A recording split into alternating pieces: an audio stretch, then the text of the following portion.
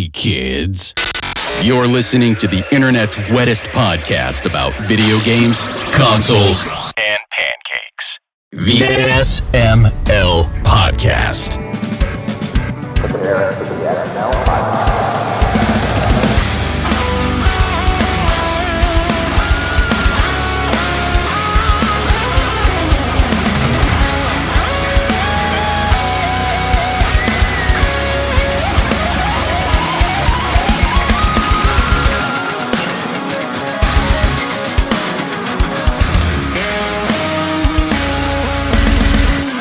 What's up, everybody? This is the SML Podcast. I'm your host, Joe, and I don't know what the hell's going on with my own show. Jacob is not here. Aki is not here, but Bri's here. Bri, how are you doing? Hi.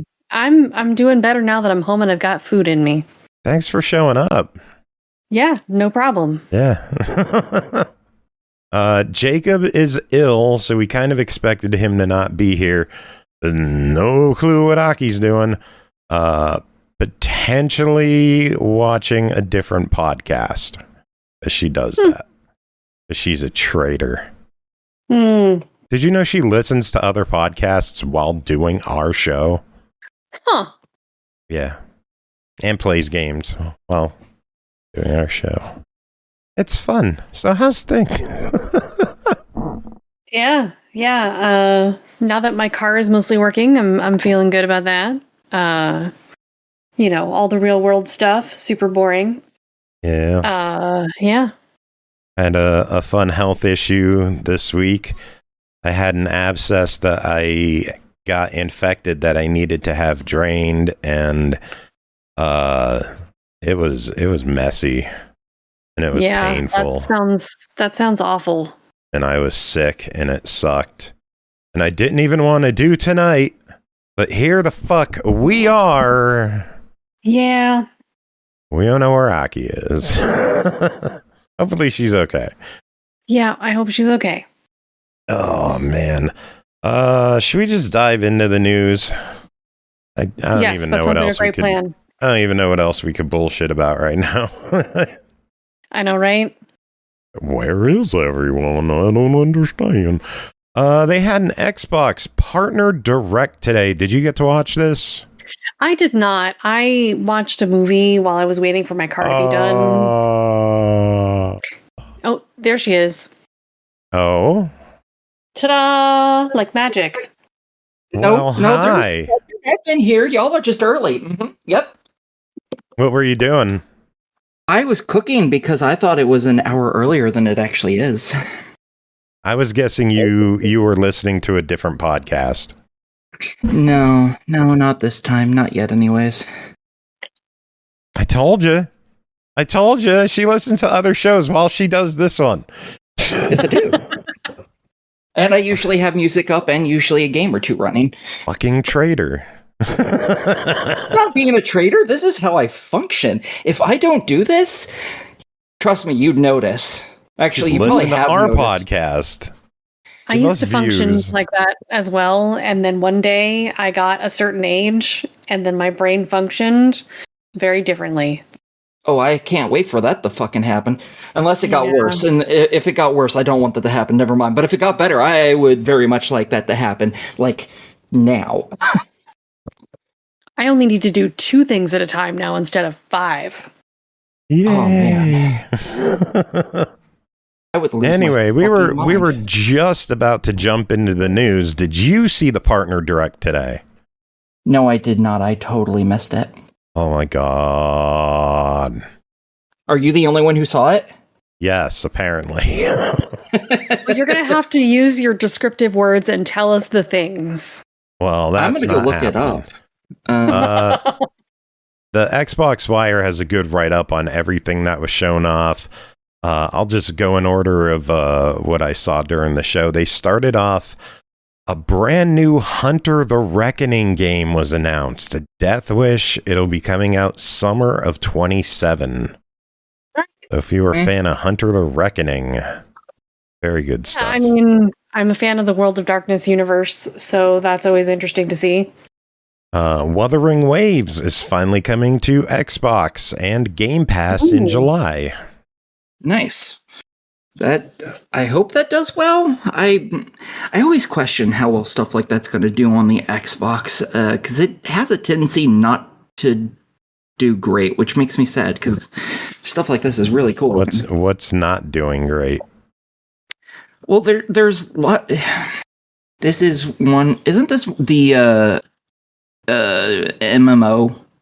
Or am I thinking the wrong game? I think this is more like Genshin. Like an action RPG. Okay, this might do better than I was thinking. Maybe. Yeah, the entire time it was being shown off, I'm like, Aki game, Aki game, Aki game, Aki game. It's very possible. If it's the game I'm thinking of, it probably is. After that, they showed off The Expanse Osiris Reborn. Some new Actually, I've been info waiting on. for this. Have you? Yeah, I've been kind of paying attention to it. I'm not a huge fan of The Expanse. I've barely watched it, but I really enjoyed the Telltale style game that they did based on the Expanse world, and I'm curious to see what comes out of this game because I do know some really big fans of the show. So yeah. Very cool. Nice. I've never actually seen the show, but everything I've seen that shows off anything from The Expanse, it looks cool. Yeah. Well, unfortunately, the game is not out until spring 27. But if you want to get your hands on it a little earlier, there will be a beta. April 22nd of this year that you can hopefully sign up for and give it a go. When it comes out, the game will be Play Anywhere and Game Pass. So, ooh, awesome. There you go. Next game they showed off was Grave Seasons. This is like a farming sim where your old cellmate writes an ominous letter about the new town you just moved to. While it seems warm and welcoming, something is amiss beneath the surface. Oh, this looks like a Bri game, something fierce. This is kind of Bri. does. You need to look at this. Blumhouse, or however you're supposed to pronounce it, Films. It started a games division in the last year or two, and they've had a couple good games come out so far from that. So this is another one of theirs, it looks like. So yeah, definitely something I will keep my eye on. After that, showed off a really cool game, Serious Sam Shatterverse. This is coming this year. It is a 5-player co-op shooter where you just you're a bunch of Serious Sams, Serious Samming the shit out of things. Okay. It just I'll looks have like to watch the trailer for that. Goofy fun. Yeah. It has 5-player co-op, so yay. Nice. That can be really good. Stranger Than Heaven from RGG Studio got a new look. That is the brand new title from the Like a Dragon devs. This is the one where the game story takes place across 5 different time periods with 5 unique cities. God damn it. Yeah. And they will have a bigger deep dive on the game on May 6th. Okay. Nice. Doesn't look like my style of game, but it looks pretty. Nah, it's an Aki game. Oh, Yeah. 100%, yes. 100%, yeah. Yeah, this is definitely a for me game for sure. Kind of figured, yeah. Next Next up, looks like this is for me. Next up, we got something for the psychos in our group. Super Meat Boy 3D got a new trailer, and it emphasized a guy destroying his house as he died over and over and over and over. Not my kind of game, but I do enjoy playing it once in a while. I am not hardcore into the Meat Boy punishing platformer kind of stuff. I figured because it's such a rage game and it's so fucking hard, this would be right up your alley, because you seem to love that shit for some twisted, psychosis-driven reason. Well, we'll find out whether or not our psychos enjoy it on Tuesday, as Purnell and Tim talk about it. Game releases March 31st. Very nice. And Game Pass. Oh, yay. Forever Ago is the next game that was shown off. I am scrolling to it. Forever Ago. Follow Alfred on a journey to unlock... Oh, man, it's this game. Fuck, I don't want to talk about this game. It looks like a really chillax game. I have a feeling it's going to deal with something depressing at the end of it, would be my guess. My notes say like Forever Ago, fall 2026, cute old man might die. Yeah, that's exactly what I was thinking. Because I'm watching all of these right now live. Looks like it's published by Annapurna. So I'm interested to see that. It's a narrative story, most likely. So yeah, that's a me game. Visit beautiful locations from Alfred's past and document his story with photographs in a single-player road trip that explores broken dreams, loss, and regret, but also courage, hope, and the power of friendship. Will be Play Anywhere and Game Pass fall 26. And if the old man dies, I will fucking riot.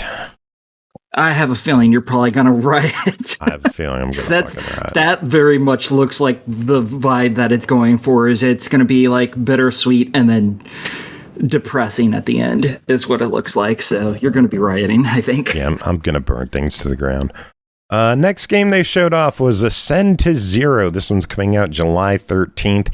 It is an action roguelike where time is your ultimate weapon, as you can freeze foes in their tracks to gain a second or two to reset and reload, get different skins, abilities, blah, blah, blah.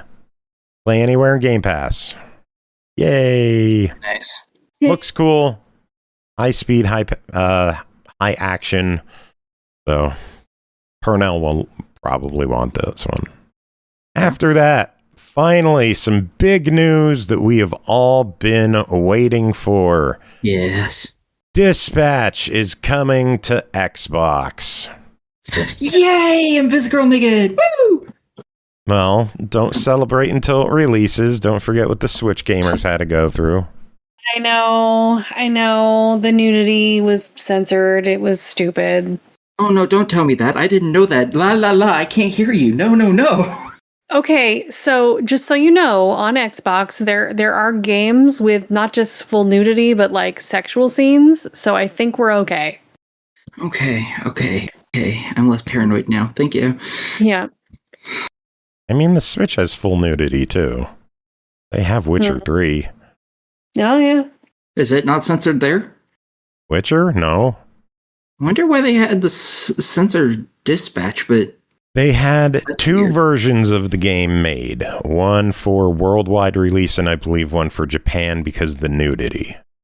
They made the Japanese or whatever localized version that was the worldwide version for the Switch for whatever reason. And instead of fixing it, they just added a disclaimer to the store that the content is different. Okay, that's fair. I understand the reason. Okay. I understand the reasoning why all that happened now. Okay. I actually want to find the store page and read what the disclaimer is, because it's not like a very big disclaimer or anything. My store page will friggin' hello, Nintendo. There you go. All right, page is loaded. I am at the top of the page. There's nothing about it. Note, some mature content from Dispatch's original version has been modified. Yeah. Oh wow, that don't tell you shit. They should have just wrote, titties are gone. Dicks are gone. There's like half a second of tits. I didn't know there was any dick in there. Oh my god, there's so much dick in the first 10 minutes of the game. It's hilarious. That's awesome. Okay, I kind of really want this game now for that. I laughed so hard playing the intro to that game. That's why Sony boys. That's horrible. That is terrible. That's why I'm going to like it too. After that, Alien Death Squad, new game from Rebellion coming 2027. I want this so bad. This looks so fucking cool. Well, tell us about it since you apparently already know about it. Yeah, it's another Alien game. It didn't show a whole shit ton, but you were basically saw a dude trying to get out of an area, and he pulls himself through a cracked open, security door from, like a spaceship where they close in the middle to cut people in half real nice like, and he pulls himself through, and then he turns around and looks at the gap, and then an alien shows up and it starts sticking his face through to try and bite him, and he pulls out a gun and it's empty. I love that trailer. It was funny. It looks cool. I like the alien design, and the fact that they had him pull out a gun and try to shoot it only be out of ammo was both really funny and absolutely fucking terrifying, because that implies that this is probably going to be a survival horror style game. So you're probably not going to find a lot of bullets. So this should be fun. 2027 for that one, and we'll hopefully keep our eyes posted on that one because it looks good. After that was Frog Squad, which is coming to Xbox in June. It is a slapstick puzzle platformer, is how they brand itself. Has support for up to 8 players, where you and your friends have to explore the sewers and secure food for the Swamp King, accomplishing various tasks through puzzle platforming goodness. I don't know if it has online. I would hope it does, especially if you're talking 8 players. It looks like it should. I would imagine, but yeah, that one launches in June. It will be Play Anywhere and Game Pass. I mean, if you use your tongue to solve puzzles, I'm interested. Indeed. I'm not going to make a comment. Yep. Very sad Jacob's not here for this one, but Bluey's Happy Snaps from Gameloft is going to be releasing this fall for all platforms. I'm excited. It's a photograph scrapbooking version of Bluey. I'm super excited for that, actually. Even better, it's Play Anywhere and Game Pass. Awesome. Hell yeah. Very nice. Jacob, what do you think about that? I think it's pretty cool. I figured you were just going to use the yay sound push clip. the button, Joe. Yay! There you go. Is that better? Yes. Okay. Yeah, it looks pretty cool. It looks, I don't want to say significantly higher budget, but kind of does. Fair. So, I don't know. We'll see how that turns out. After that, they showed off the DLC expansion coming out for Stalker 2.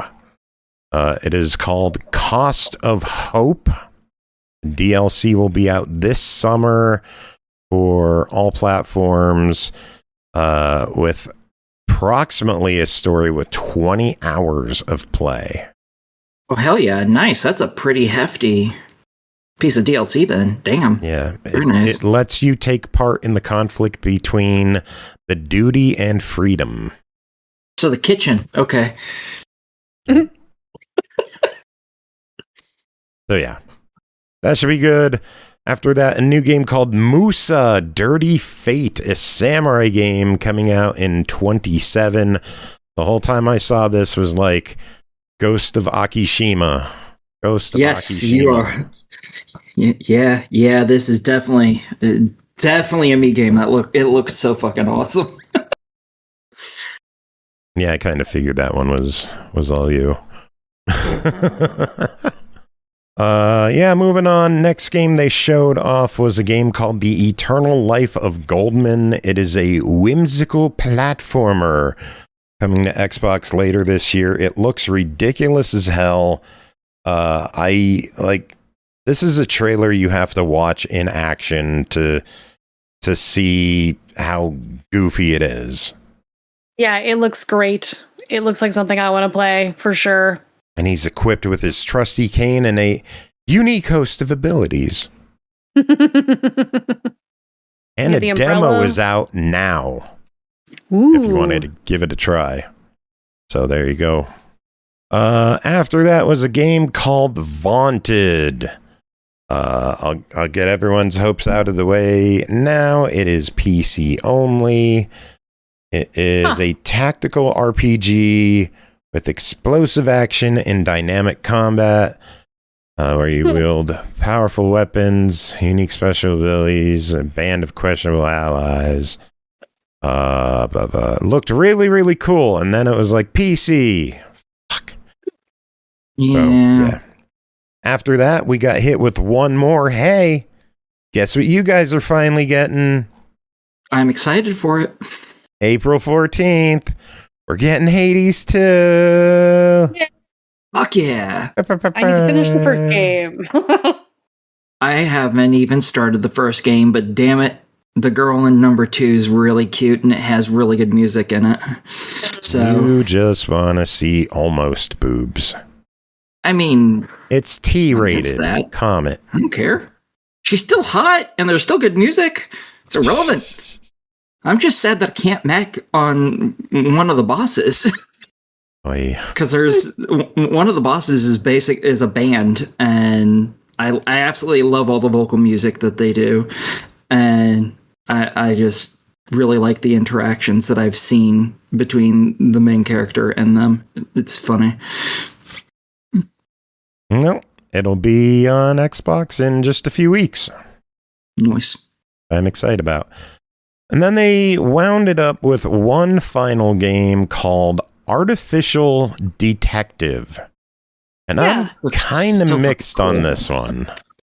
Why are you mixed on it? It looks so fucking badass. I don't know. I like visually it didn't click with me. The scenario just I don't know. What did you like about it? Because I can't articulate what didn't just click with me. I think I understand why you don't like it visually. The main character looks... He's a metal man, obviously, and there's something off-putting about how he looks. I have a feeling that is a good chunk of what you don't like about the visuals of it, specifically him, because he looks... It just doesn't... It looks weird compared to everything around it. But I really like the stealth mechanics that it showed. It showed him walking up behind things and then basically doing execution animations, which were real nice. It had really decent gunplay mechanics, it looked like. It even had the ability to where, like, oh, there was water on the ground and some robots walked into it and he shot a bolt into it that electrocuted them. And I love when games have shit like that, because it very much reminds me of, like, old Splinter Cell games back when you had the gun that could shoot the electric rounds or the airfoil rounds, all that fun shit. I really like that stuff. Also, the little girl, I assume robot, had a robot action figure, and it was Gundam. So they already won my heart within like the first like 20 seconds, because they had a proper Gundam toy in there. I was like, okay, these people know what they're doing. It says one twist in the mystery: a single human child has been left behind. I kind of assumed she was human, but I was, because I was skipping around, I didn't catch that part. But I was like, well, it seems like everyone else is very dead from the beginning. Them saying that it's basically there's no people left. I was like, saying either that left girl's a human or a behind robot. kind of says something different to me, like that the automatons have taken over or something. AI has conquered the world, which is where we're heading, really. So that was it's the way the world wants to move. That was the partner direct. What did y'all think? There were a bunch of games I was like it was really good. excited for. I thought it was a really good event. Yeah, there's like 8 games that were shown that I was like, these are definitely a me game, so I am all for it. That's a pretty large amount of games, especially in a 35 minute show. That's really good. Yeah, it was like 30, maybe right on 30 minutes. It was a really short show. It was packed. The only thing I didn't like was after 4 games or 5 games, they would show 2 slides of the games they just showed. Nothing new. Yeah, I didn't understand that. This is what you just saw. You also saw these. That should have been something they showed. That's something they should have shown at the very end, just so you could see a list of all the names of the games in order with like a little picture next to them, so you could refresh yourself. That's where that should be, is at the very end, so you can refresh yourself on the stuff that came first, or so you can take a picture of it and be like, now I have a reminder of everything. They could just not do them at all, and just do a recap at the end, but just you don't need the shit in the middle. Anyway, a little bit more Xbox news. Easy Delivery Company surprise launch to Game Pass this week. Oh, I don't know what I that didn't is. even know it was coming. I need to look that up. It's on Game Pass. Looks cute as hell. Crimson Desert up to 3 million sales by Tuesday. Very nice. Assassin's Creed. Go ahead. Oh, I was going to say, I feel like Crimson Desert has had some like issues where people were accusing them of AI generated assets or something. Yeah, placeholder shit that they didn't remove, like everyone else seems to have that excuse. The thing I'm getting with all this AI art in the game is the people are finding it because it's blatantly bad. Like, it's the stuff you would use years ago. Yeah. I can buy that being a temporary thing from 4 years ago, and you just didn't notice it. Why does that cow have 9 legs? Fuck, we forgot to replace that. Yeah. I don't like that they're using it at all. We'll have a game to talk about that later. But I don't think this is... Like, someone called Crimson Desert an AI slop game. Fuck off. I wouldn't say that. No, God, no. Jesus Christ. Some people overreact to everything. Yeah. Ugh. Anyway, Assassin's Creed Unity got an update to fix the lighting issues on Xbox. How's it look, Aki? It looks surprisingly better, especially for, like, story cutscenes. And most of the gameplay, like, when you're out and about, where I am, where you've already beaten the game and everything... It's not a lot different. It's mostly for like cutscenes or when you're up close with people, do you actually notice it? The rest of the time, it's not super noticeable, in my opinion, but I'm also blind. So take that with a grain of salt. All right. And the last bit of news I have, little indie company called Epic Games just laid off over 1,000 workers on Tuesday, claiming they're spending more money on Fortnite than they are making, right before also calling it one of the most successful video games in the world. Maybe ease up on the IP spam a bit. Yeah, well, I don't know how they're spending more than they're making, because the revenue that they get off of that is billions. Multiple billions. And I'm telling you how they spend a lot of it. IP. The licensing fees that they have to pay for all of those characters, all that DLC, every transaction, like they are paying a lot in licensing. And if they didn't license every goddamn thing in their game, maybe they wouldn't be allegedly spending more than they're making. And I still don't believe them there either. They claim the layoffs are not about AI. Bullshit. I'll hold my judgment there. I'm not. Well, we don't know, so we can't say one way or another. They also announced that they're going to be taking 3 Fortnite modes offline as a result of this: the Rocket Racing, Festival Battle Stage, and Ballistic mode. So, yeah. For the festival fans, that is not the entire festival. That is just the battle stage segment of festival. The jam and main stages will remain for now. For now. Yeah. From what I remember when they get shut down, all your $5 songs are worthless. Yeah. From what I understand, it wasn't even just like programmers and stuff, like the people that are always getting fired from this. They fired some apparently really important people. I don't really know all of them, but like they cleaned house on long-term employees. That's what companies do. They get rid of the old and they bring in the young who get paid less and don't know what they're doing. Yeah.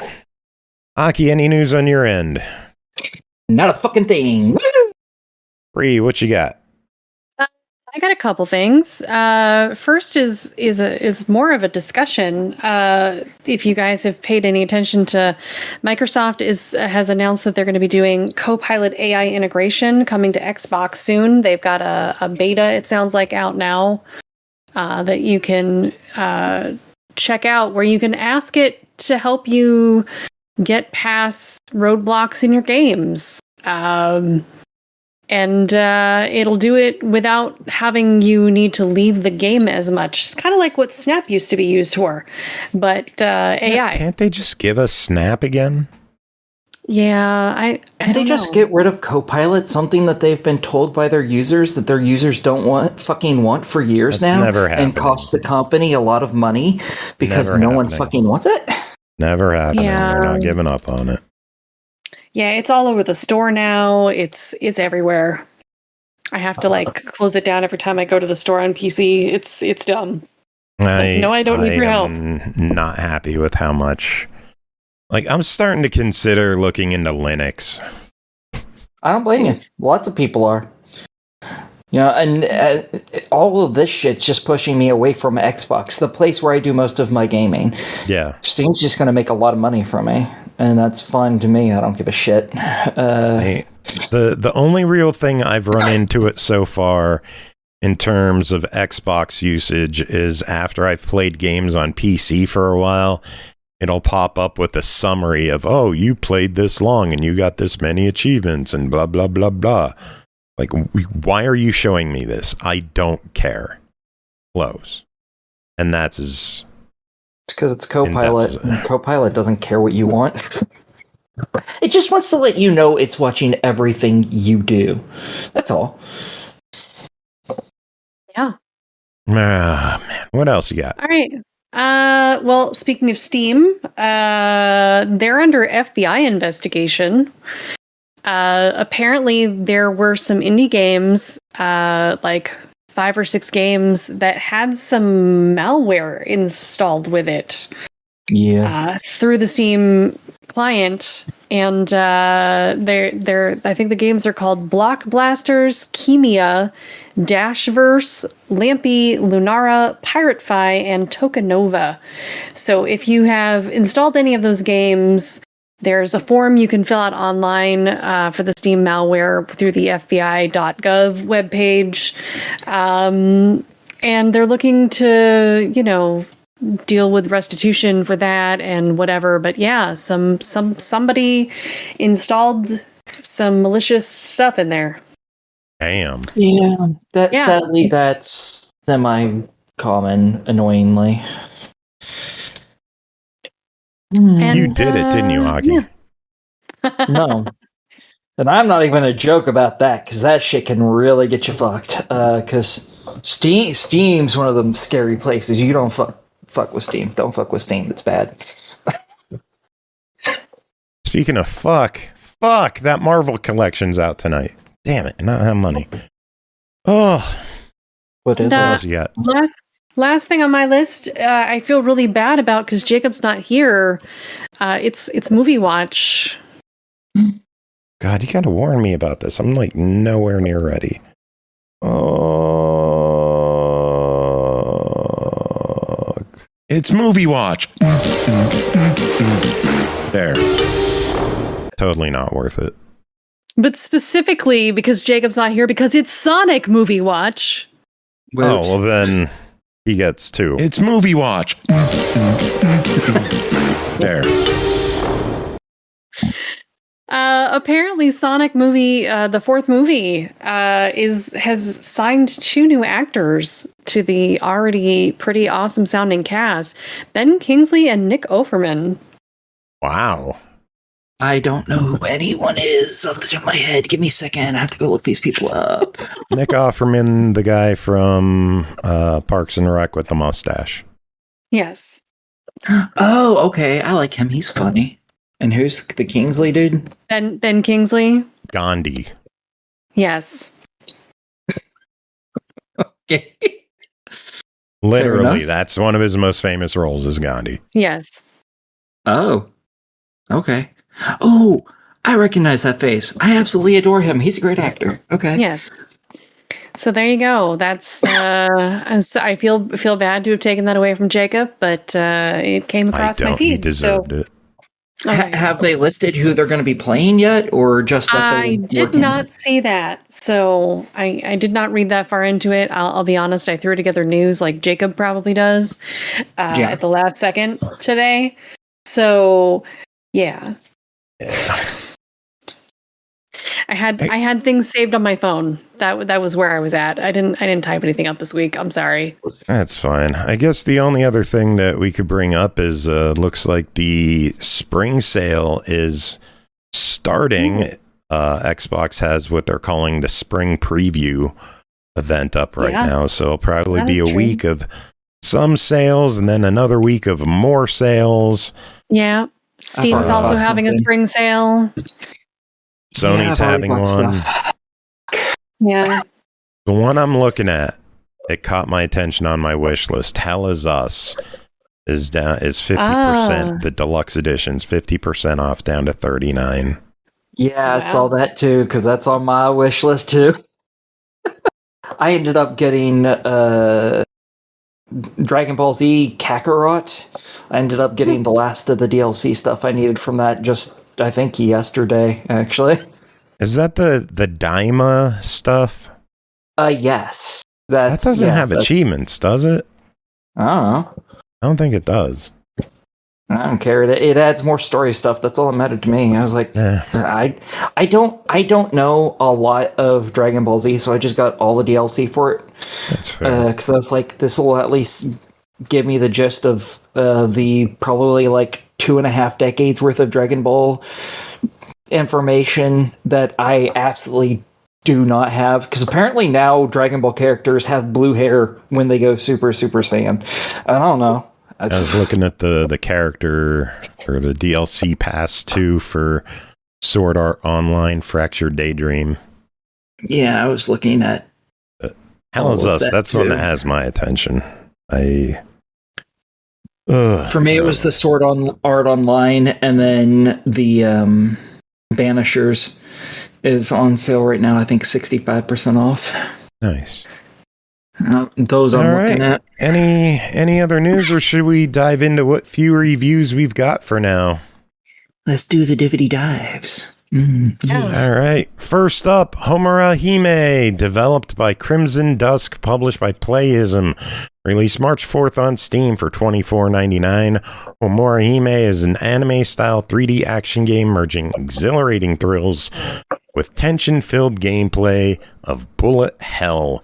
Players dodge hails of projectiles, unleash combos that blend close quarters combat and ranged attacks, and utilize dodges and parries to withstand the fierce onslaught of demons. Aki, what is going on in Homura Hime? Well, in this, you play as an exorcist, and you are working for a big exorcist organization, and you're basically just finishing your training and then immediately being sent out on missions to go kill all the demons that they go and exist. So you got to kill them all of them. And you fight. It's all in 3D battlefields. You're fighting with a sword and with a person, kinda using a person as a gun. Don't ask questions. It's fucking weird, and I don't have answers for you because it's fucking weird. This ain't school. I ain't asking no questions. Yeah, not my real teacher. You're going out to go fight demons, and all the ghosts and the people who have lost their souls thinks the demons just being around. That's just something that happens around demons. And so you get a whole bunch of just standard zombie style enemies that you go around and kill and then you end up at the end fighting a boss battle against a demon that are always really cool. And your character starts to be like, maybe these demons aren't as bad and evil and stuff as we think, or maybe we might possibly be the bad guys here just slaughtering them for no reason, because whilst everyone else around you is like, no, stop that, don't think that, that's a bad thought, don't have those thoughts. Go kill demons, please. So yeah, every biome is different, so every level is completely different from each other. They do have lots of very similar interiors, because a lot of them are inside buildings that are old Japanese-style buildings, and therefore they look much the samey, because they all look like the internals of a fucking castle. But the outsides are all completely different, and each area has, well, there are a bunch of a standard zombie-ish style enemy. There are also enemies that are for their own levels. Like, one of the levels has you going up this castle and there's lots of plant life and stuff in it, so a bunch of the enemies in that level end up being like different types of plants that have come alive. There's also all the standard zombie style enemies and some upgraded zombie style enemies, but there's also the plant enemies that are there because of all the plants that are all around. So you have these giant tulips that basically burst out of the ground, and some of them will fling themselves at you to try and strike you. Others will shoot laser beams at you because fuck you in particular. And the great thing about this is literally everything can be blocked. And everything has basically this little stun meter that you fill up by blocking stuff or doing damage. So once they're stunned, you can just go in and get some damage. It's not like you get like an instant execution or anything, sadly, even though that'd be really fucking cool. So it just stuns them for a little bit. There is an interesting mechanic to some of the mini bosses and bosses in the game. They eventually, some of the enemies, you'll see a little block in their health bar, and once you get their health down to that, they become what's called enraged. At that point, you can no longer do damage to them. Instead, you have to block a certain amount of attacks in a row, or else it resets, in order to basically knock them out of being enraged. And once you succeed that, they also get stunned, and you get to do like a super special high damage attack on them as well. But getting those blocks in is sometimes extremely fucking hard. And if you miss one, you have to get them... You have to block them once to knock them back into that area, and then do all the blocks in a row that you need to. And they have a tendency, if they knock you out of it, they have a tendency to do a lot of damage to you in that attack, and they tend to do an unblockable attack afterwards. And then go at you with something that you can block, and then bring them back into it. I don't know how many times I've died to enemies like that, because they're just... It's so hard to get them right, because... sometimes the block button doesn't quite respond like it really needs to, like when you push the button. It's usually pretty good about blocking when you push it, but not always. It's the same for the jump button. It usually responds really well, but sometimes it's just like, oh yeah, that's right, you meant to push that button. I'm sorry, I forgot you pushed that. Don't worry, you'll spawn back up here after you finish falling to your death. It'll be fine. So, it's a little finicky sometimes with that. Usually, it's all really good, but sometimes it just decides you didn't push a button that you very clearly did, and it's like, come on. Yeah, otherwise it's been pretty fun. I am surprised by how much I've enjoyed this. If you have photosensitivity issues and they're severe, I definitely wouldn't play this, because some of the areas I actually had to pause pretty regularly through, just because some of this stuff is very flashy. Surprisingly, not a lot of the bullet hell sections were a major problem for me, which is something I'm usually very worried about, and I don't usually play bullet hell style games. And you still put 8 hours in this game, which blows my mind. Yeah, I really enjoyed it. Then let's cut to the chase on this one. It is $25. Your seizurific self enjoyed it. What is your official verdict at 25? I think most people are probably going to have a pretty good time with this. If you like bullet hells, this is a pretty easy one. So yeah, I still think you'll have fun. The interactions between the characters is really fun. I'm so totally down for this. This is really good. The only people who need to stay away are people who are photosensitive, and it's like a severe one. Definitely don't play this. But everyone else, I think this is totally something that you should buy. Very good. Next up, Trash Goblin, developed and published by Spilt Milk Studios. Released March 26th on Xbox Series and PC, Switch, and PS5 for $19.99. A wholesome, cozy shopkeeping game with no pressure, no stress, and endless good vibes. Uncover and clean trinkets, then upcycle them to sell to endless, colorful, and quirky customers. Spend your savings to upgrade your shop, buy better tools, plus expand and customize your space. Bri and Aki, both of you played this. The three of us potentially are also going to be chatting with some of the folks from the studio next week. So we don't have to go too crazy in depth on this review, but we should cover the basics. So who wants to start? I can. In this, you play as a little goblin, and your foster parent, basically, who's also seems to be a thief, gets you stuff that you can sell. You're selling basically pieces and parts that people need. You get them basically in this giant stone thing, and you have to break all the stone off, and that is part of the game. You spend an hour block basically of your time, and you get this big cube-shaped thing, and there's different colors on it, and each one of the colors takes a different amount of hits to break off, and eventually you hit something that gets an X through it, and it basically says, oh, you can't destroy this. This is part of the thing. So you break everything around it until there's only that piece left, and then it shows you what it actually is. At that point, you can then spend another hour block and clean it up so that you can sell it.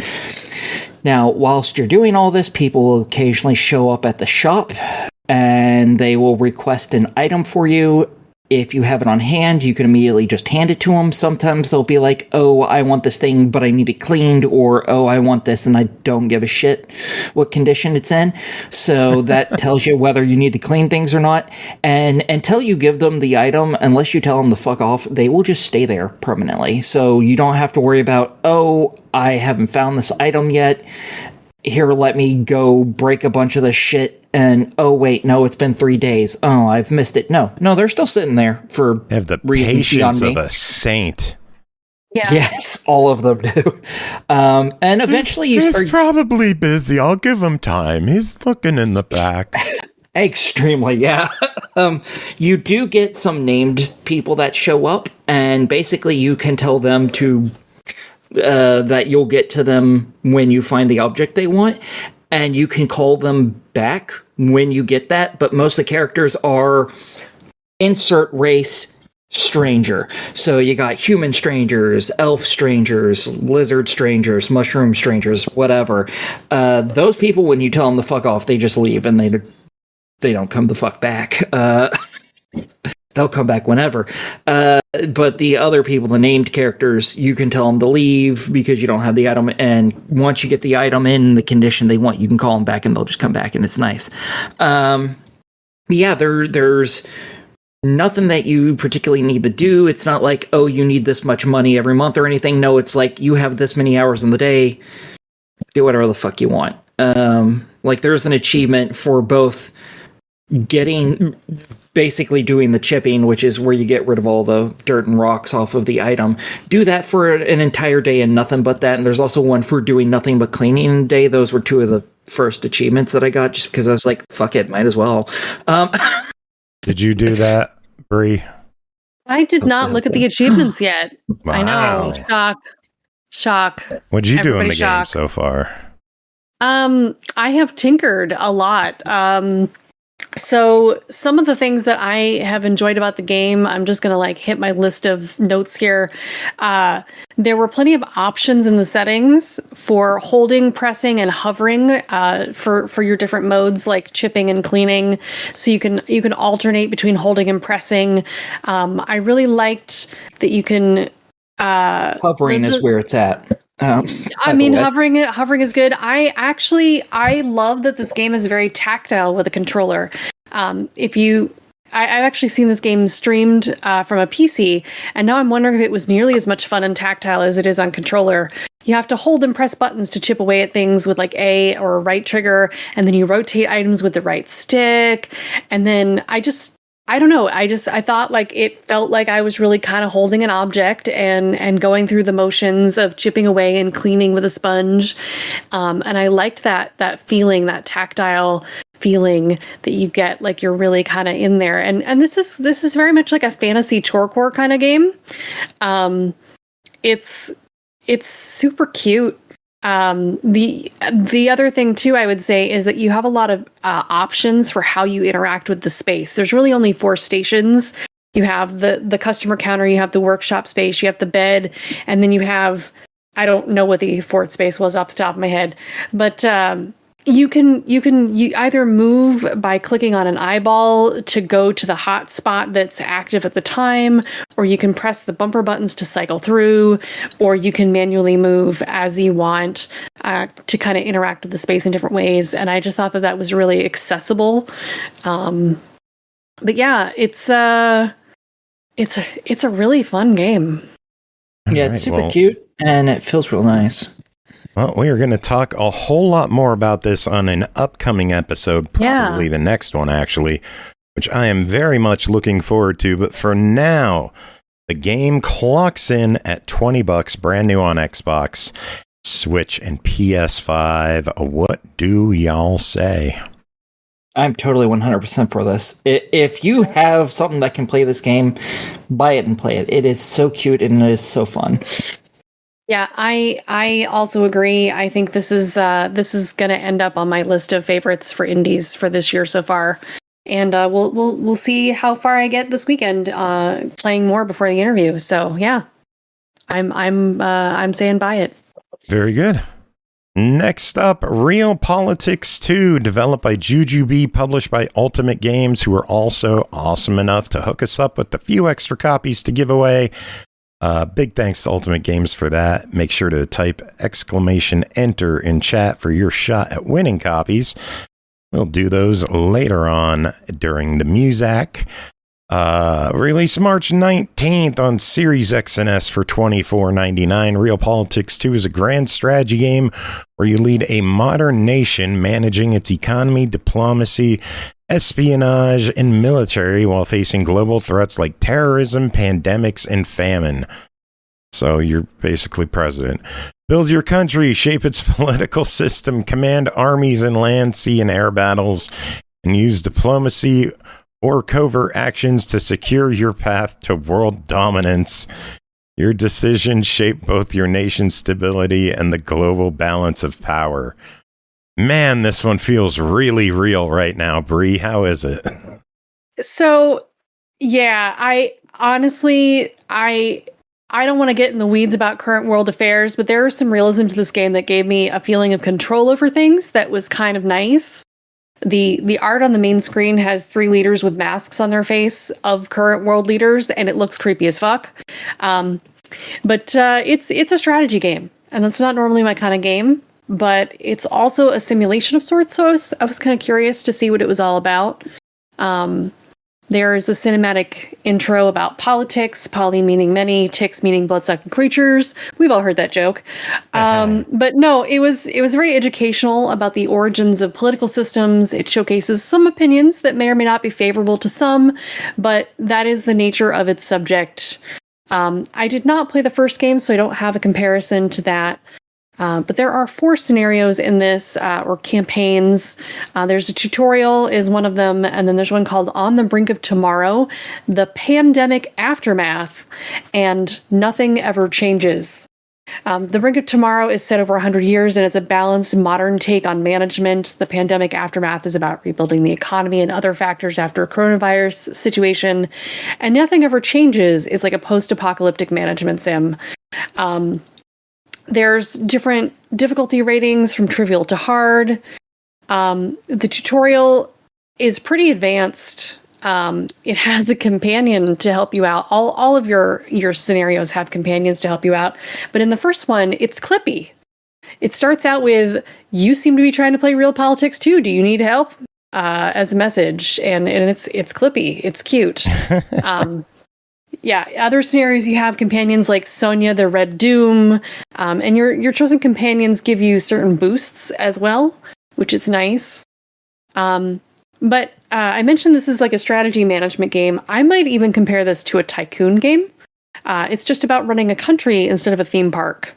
There are lots of menus with things to manage, like hiring employees for your cabinet, hiring specific people gives you different bonuses. You'll have to manage resources like money and manpower, metal, fuels, missiles, all while monitoring your HDI tech development, your GDP growth, your action points, your score. And you can see all that from the top bar of your screen. And then you have access to like speeds, a calendar, and different settings. So it's very tycoon-like.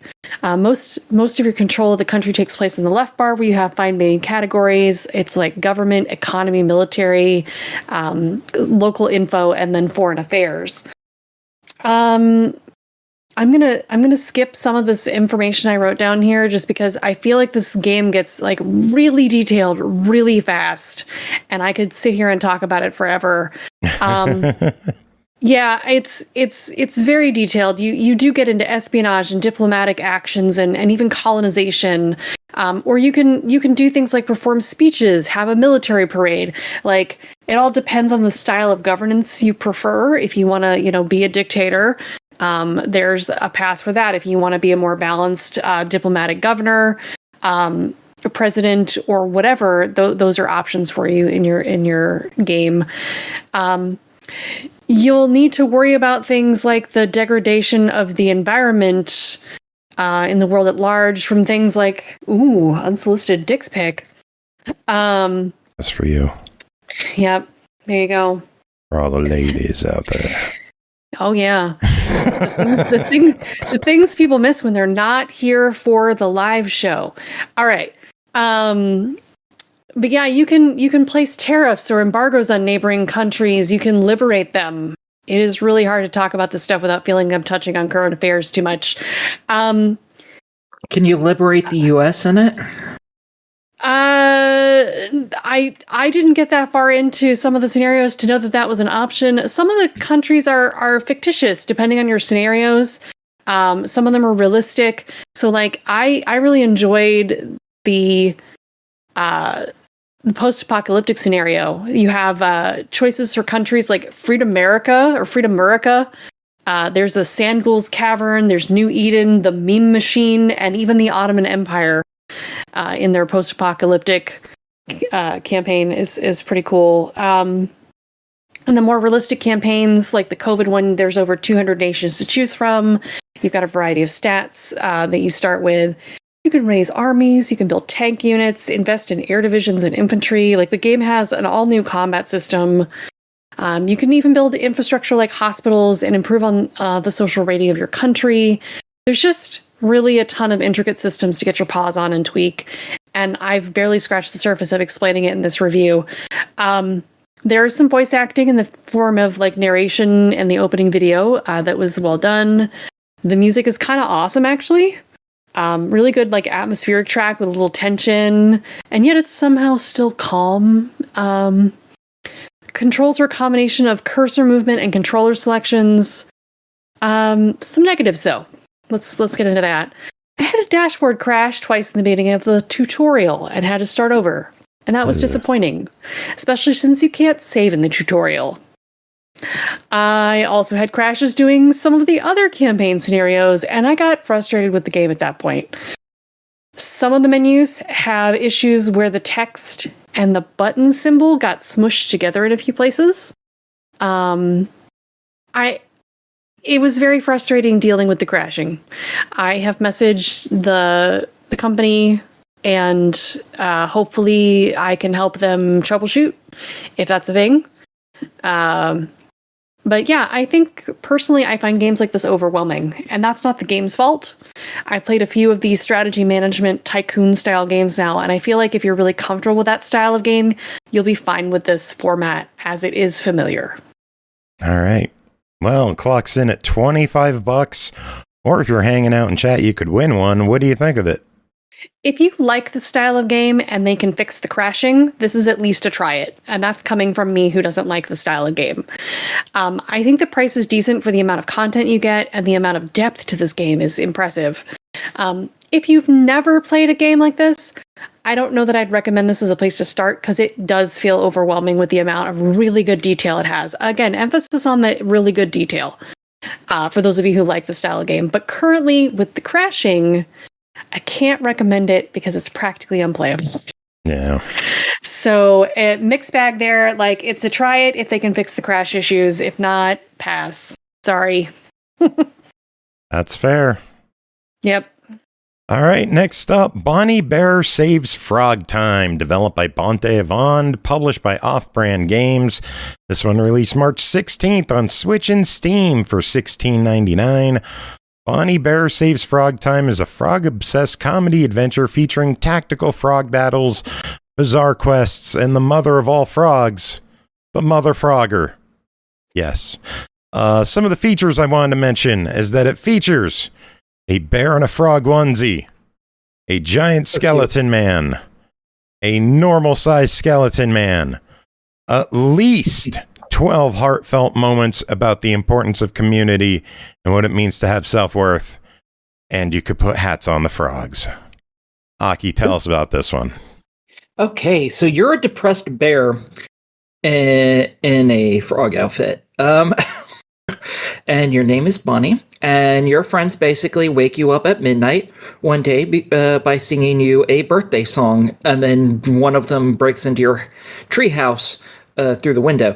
So just to make sure that you actually, get up and stop being depressed for a minute. And then immediately afterwards, you're handed your cake and your birthday gift. And the birthday gift they got you was a bag of frogs. Not real frogs. Maybe they're real frogs. I don't fucking know. I'm not going to ask. And it's basically a game that everyone on the island plays, where every frog has different values and different skills and abilities, and you put them on a board that's just 4 lines, and you move them around trying to get them to the end so you can take off some of the other players' health. So toads aren't able to jump over frogs, but frogs can jump over everything. Woo! Some of them have special abilities, like some of them have wings and can fly over enemy units that are blocking them. Others can, like, every time they move, they blow everything within a certain distance from them one step further back. Stuff like that. And this little game that they teach you is actually pretty important to the game. I wasn't expecting that. So I did not pay a lot of attention at first, and I realized that was a very bad idea, and I had to go through the tutorial. Because thankfully they do let you have that. Good for you. Yeah, that was 100% my bad. I thought this was just going to be a little fun mini game that you could occasionally play, so it's like, yeah, I'm going to ignore that and focus on the story. Nope, you need it. That is the story, folks. And after you and your friends, talk about that, some douchebag comes up with his little group, the King of the Beach, he calls himself, and he is a beach, that is for sure. And he steals one of the presents that you were given, which is apparently a magical seashell, as well as eats your cake. And that makes his stomach upset. And then he yells at you saying, "Was there cake in this?" Cake that he literally just ate. He's a jackass. And so some of the game from that point forward is you're basically trying to knock him off his high horse and get your damn show back because he's a douche. And to do that, you have to beat him at this game where he has a cheating tool that doesn't actually exist in the game. Because he has a frog that every so often, every X amount of moves, it just blows up and does damage to you, but it doesn't get removed from the board, except for you cannot buy that frog, so it is not a legitimate frog for the game. He's a cheating bastard. I know, because I've gotten all the frogs. And yeah, so basically you're playing everyone on the island. Some of them require you to have more self-confidence, which is a meter that raises as you beat people. It lowers if you lose against them, so be careful about that. And basically, when you go to play against other people, it will give you a number. And as long as your confidence is that number or higher, you can play against them. Otherwise, Bonnie says, if only I was more confident, I could challenge them. So you end up, interacting with everyone on the island. You get to talk to them all, and you get to challenge them to battles to slowly raise your confidence. And the great thing about it is, if you're not very good at the game, because you have really crappy frogs at the beginning, you can basically switch between the same few people, because they don't just go, not all of them just go away after you beat them once. You can keep challenging a handful of these people, and you can keep alternating, because after you play them once, it takes some time before they'll play again, and that time has to be spent doing either a story mission or playing someone else. So once you get 2 of these people unlocked that you can alternate between, you can just farm money by winning against them, and then you can go into the shop and buy new frogs from gacha machines, basically. And all of these frogs have different abilities, or toads if you're buying the toad ones. And once you have a certain amount, I think it's 8, after 8 of them, you have to throw one of them away. Be it the one you just bought or one of them that's already in your inventory. Because not only are you getting these frogs/toads at random between, these ones do these certain things and these ones do other things, there's also different values for each one of them. So one frog might be called a pusher or something, and every step it takes, it pushes an enemy within 2 spaces back 1. So the 2 spaces in front of it, it pushes both of those back 1 space. Unless there's something behind the last one anyways, and then it can't go back. But it does that every time it takes a step. Well, you might get a version of it that if it gets to the end of the board, instead of doing 1 damage to the other player, it does 2 or 3. Or maybe it pushes enemies within 3 spaces of it back a space, or 4 spaces of it back a space. So you're constantly figuring out, do I want a better special ability, or do I want it to do more damage? Which version of it do I want? Which frogs/toads do I want, to come up with a strategy, because you don't get to choose between all of these at once. And yeah, it's basically just this game. Everything is related to this game. Any questions? I feel like I'm going on way too long now. I have no questions. My brain broke a while ago. Fair. It looks like a really cute one. I'm guessing this isn't most family friendly. No, it's pretty family friendly, actually. It is even extremely. With Mother Frogger? Yeah. I think it's really funny because your mom apparently is the person who owns the bake store. And when you're told to go ask her to open up, you basically knock on the front of the shop and it pops open like you would expect in a street vendor. And it's a picture of an actual bear. So you're this adorable, cartoony bear that walks around on 2 legs. And then there's just a literal bear behind it. It growls and gurrs while you're actually using English. And it's hilarious. I love it. That's just what this game is filled with. All right. $17. Verdict. I'm 100% for this. This is adorable. It is really fun. Your kids will love it. You'll probably love it too. Go for it. Very good. Next up, File Destined, developed by Metavision Studio, published by Dolores Entertainment, released March 27th, Series X and S and PS5 for $9.99. File Destined is a psychological thriller game developed with Unreal Engine 5. While you're getting a chill down your spine with the impressive story and realistic locations, you'll also witness the mystery behind Oliver's story. In this last case of Oliver, I'll just be a small part of a bigger picture. Gather clues, unravel the mystery behind the case, and uncover the truth. In the end, the truth may be quite disturbing and different than what you expected. Bri, what's File Destined? I wish that the ending was that much of a twist for me, but unfortunately I have played some other games with a similar twist, and I'll leave it at that. This is a game about Oliver Hamilton. He's a detective in the near future, where virtual reality crime scenes are available. And there's a particular file we're going to train on or something that the AI companion assures us is safe and easy, and it could not be further from the truth. We walk into what looks like an old hospital. It's dilapidated. There's blood on the walls, and then there's creepy sounds, and people are appearing on the ceiling to scare us, and the doors are opening and closing on their own, and something's definitely not quite right here. This is a big murder case we're trying to solve, and so we've got to endure the spooky, mysterious things going on. There is a tutorial that is only so helpful. It doesn't tell you how to crouch or turn off your lighter to conserve fuel, but you're supposed to need to balance your time in the dark versus the light. So you do that with a lighter. You don't. You get that pretty early on, like in the first tutorial section. You have to find lighter fluid all over and refill your lighter. And again, it tells you half of this information in the tutorials.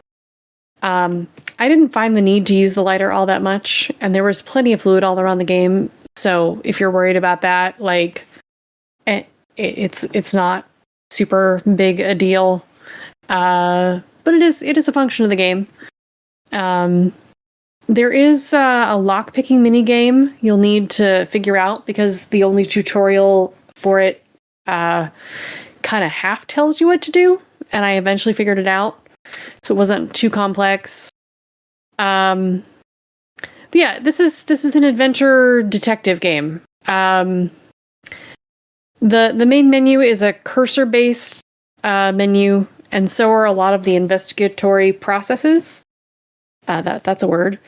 You'll need to pick up objects and rotate them and investigate them to find all the clues on them, and then there's lots of objects to interact with in the game, and you'll want to be thorough.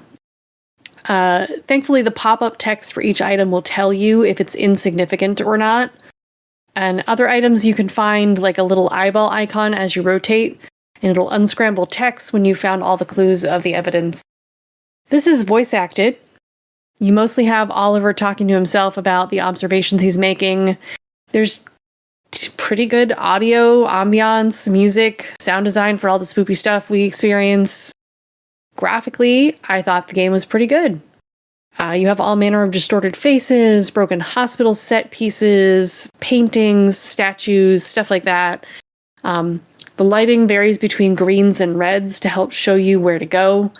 It was a sufficiently creepy environment without being gory and horrific, because this really isn't that kind of game. It's really more in that psychological horror kind of vibe. The downside of the game for me was that you would kind of get trapped in places. Doors would close behind you, and this is story-based, so it's not I got soft locked into anything.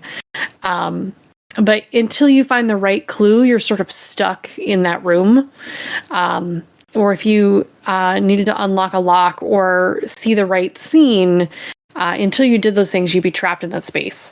And sometimes that was frustrating, because ultimately this is a pretty linear game. So there's no place to go back and check if you missed something. It's nope, you're in this room until you have figured this puzzle out.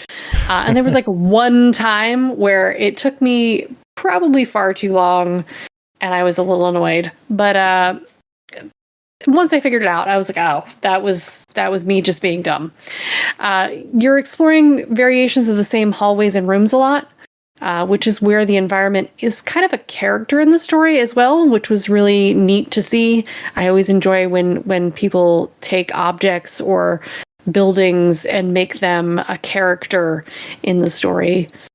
But yeah, it's hard to talk about this relatively short psychological horror story experience without giving away the ending. But overall, I like this one. How long do you think it runs? Less than 4 hours. Let me actually look up what time it took me to do this with notes. It took me less than 2 hours, including notes. Damn. Yeah. Well, do you think those 2 hours are worth $10? I do. I can't say this is like the most amazing game I've played all year, but there wasn't anything wrong with it either. I really enjoyed it. It was a good short experience, and I would say the price is good. I can give this a buy it, actually. Very good. One last game to talk about with you two. This is gonna get ugly, I think. Last game, Salvage Shop Simulator, developed by GameFormatic, published by GameFormatic and PlayWay, released March 12th on Steam for $7.99. Enter the world of shopkeepers trading in reclaimed goods, bid for the best items at auction, prepare and clean the bought items, and then sell them in your shop. Test your skills, watch your business grow. Aki, tell us about this one. Well, in this, you're supposed to be somebody running a salvage shop that basically gets in junk and sells better junk, supposedly. That's what you're supposed to do in it. However, the voices in this game are all AI made. Straight up, they admit. No, let's save that until the end. Let's explain what the game is. I can't do that. You buy shit. Lloyd is rating us, so we're getting yells anyway. So, welcome in, Lloyd and viewers. I guess the screen was right on time that just you dove immediately into the AI discussion. Well, I think it's kind of required for the rest of the conversation of this entire game. All right, well, I will read the disclosure on the Steam page. AI-generated content disclosure. Some audio elements in the game were created with the assistance of artificial intelligence. AI tools were used primarily to generate music, certain sound effects, and the voice acting. All content was reviewed and integrated by the development team. Yeah, so basically they're saying, if it's a sound in this game, it's AI. But don't worry, that's only some of the sound. Just stupid. So yeah, in this, you're supposed to play this dude, and the game starts with him basically at a funeral being like, oh, grandfather, we were just fixing up a porch yesterday. You're gone too soon. And it shows a dude that's there, and it's this middle-aged black guy. Looks real nice and respectable. And then it shows, his past in like little snippets of like pictures and stuff. You know how games like to do it when they're not doing full cutscenes. They just show pictures. That way you get a feel, so you can get a little bit of emotion for the story. And it shows a skinny Mr. Miyagi as the grandfather and a little Asian kid. And I've never known a little Asian boy to grow up into a black man, but, hey, Michael Jackson turned into a white woman, so what do I know? And then you're immediately get directly to being right in front of the shop, and you're given gameplay. Apparently someone's breaking in because the shop is fucked up, and you're told, chase after them. There's one problem with that. There's no them to chase. There's literally no one fucking there. Because the visuals apparently weren't added in. I have eyes and I'm a human, so I see that there's not a person to chase.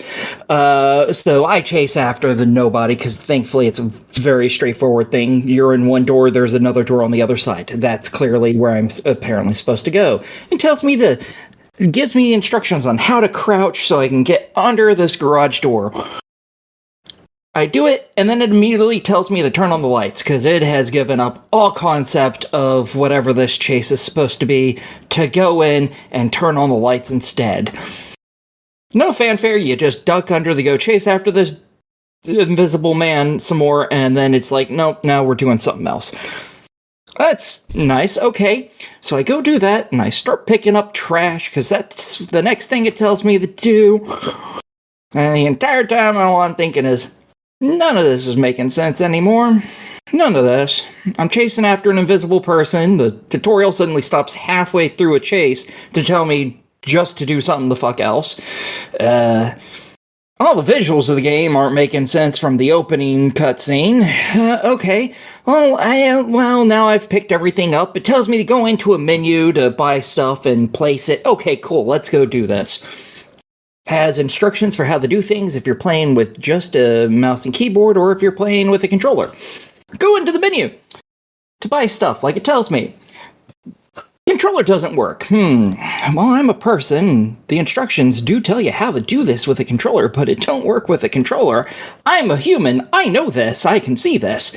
Okay. Try to do it with the mouse, and sometimes it works, sometimes it just freezes up and locks up on me, and I have to close the game and start the fucking game back up. Thankfully, it restarts you in generally the same location, and you can hopefully get it to work. Woohoo! That's the game. Have fun. This game is a fucking mess. And, I have trouble imagining that it's just the voices. Now, maybe it is. But you would think if you're trying to sell this game, the music, you would too. notice each one of these fucking issues that are blatantly fucking obvious and be like, maybe this might need to change a little. No one did that, apparently. So this game just don't work very well. When it does work, it's okay, it's fine.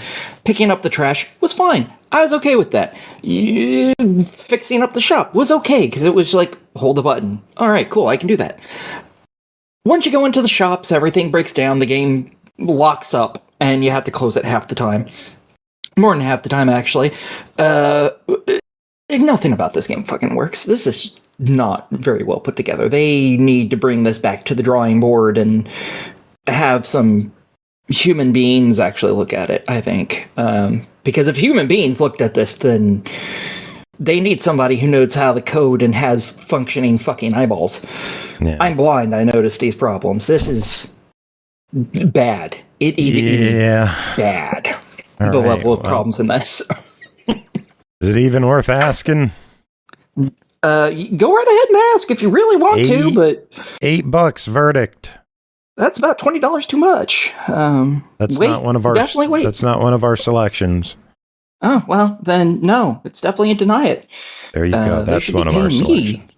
To be playing this. That is not one of our selection. It should be. It is not, and never will be. It should be. You know, maybe they'll fix it in, a year or two, maybe, hopefully. We can hope that they do something to fix it up, but as it is now, this is nothing, none of it works, so no. No. I couldn't even get through the tutorial because it kept crashing. So that tells you something right there. And I have a damn good computer. So, All right. Well, that is it for right now. We are going to take a tiny little break, and we'll be back with Jacob's reviews. Yay. He needs to stop getting sick. We need to get him some, vitamins. We're all dying on this show. I mean, everyone's dying, but unless they're already dead, in which they've already died. Does anyone have any final words to wrap this segment up? AI sucks. Yeah, it does. Yeah.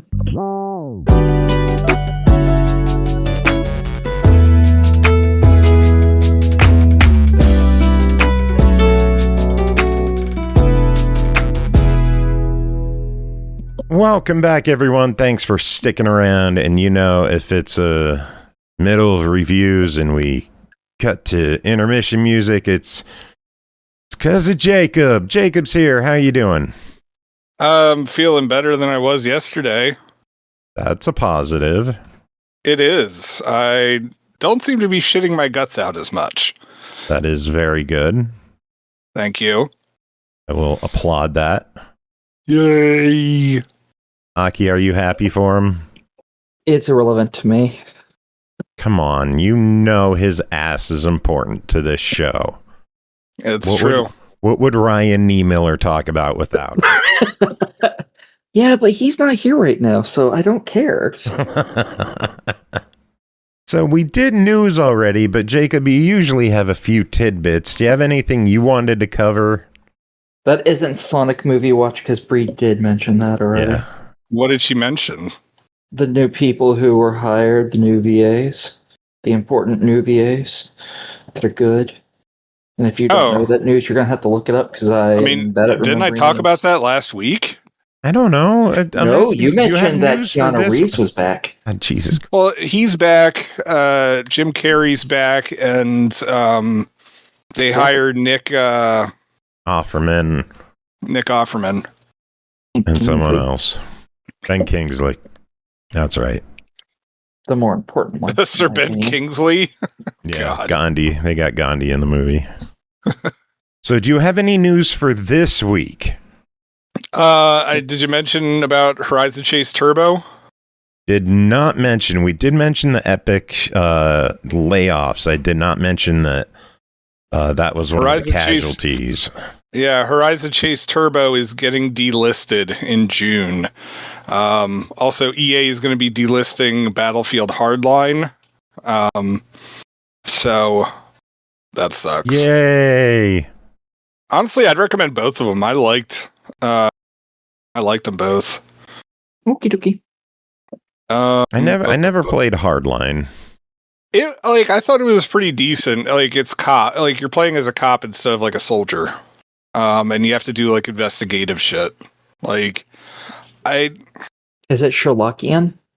No, it's a pew pew game. I wouldn't. Yeah, it's still pew pew, but like you still have to collect evidence. So, yeah, and I don't think I have any Disney Dreamlight news for you guys. Why did Bri do that too? No.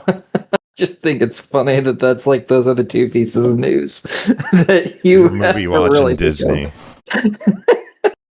I mean, hey, when you have an expertise, Disney, movies, and assholes. Hey, they're all kind of related together. Well, the free Whispers of the Wind update launches on April 8th, and that's when we're going to get Pocahontas. So nice. You talked about Pocahontas already.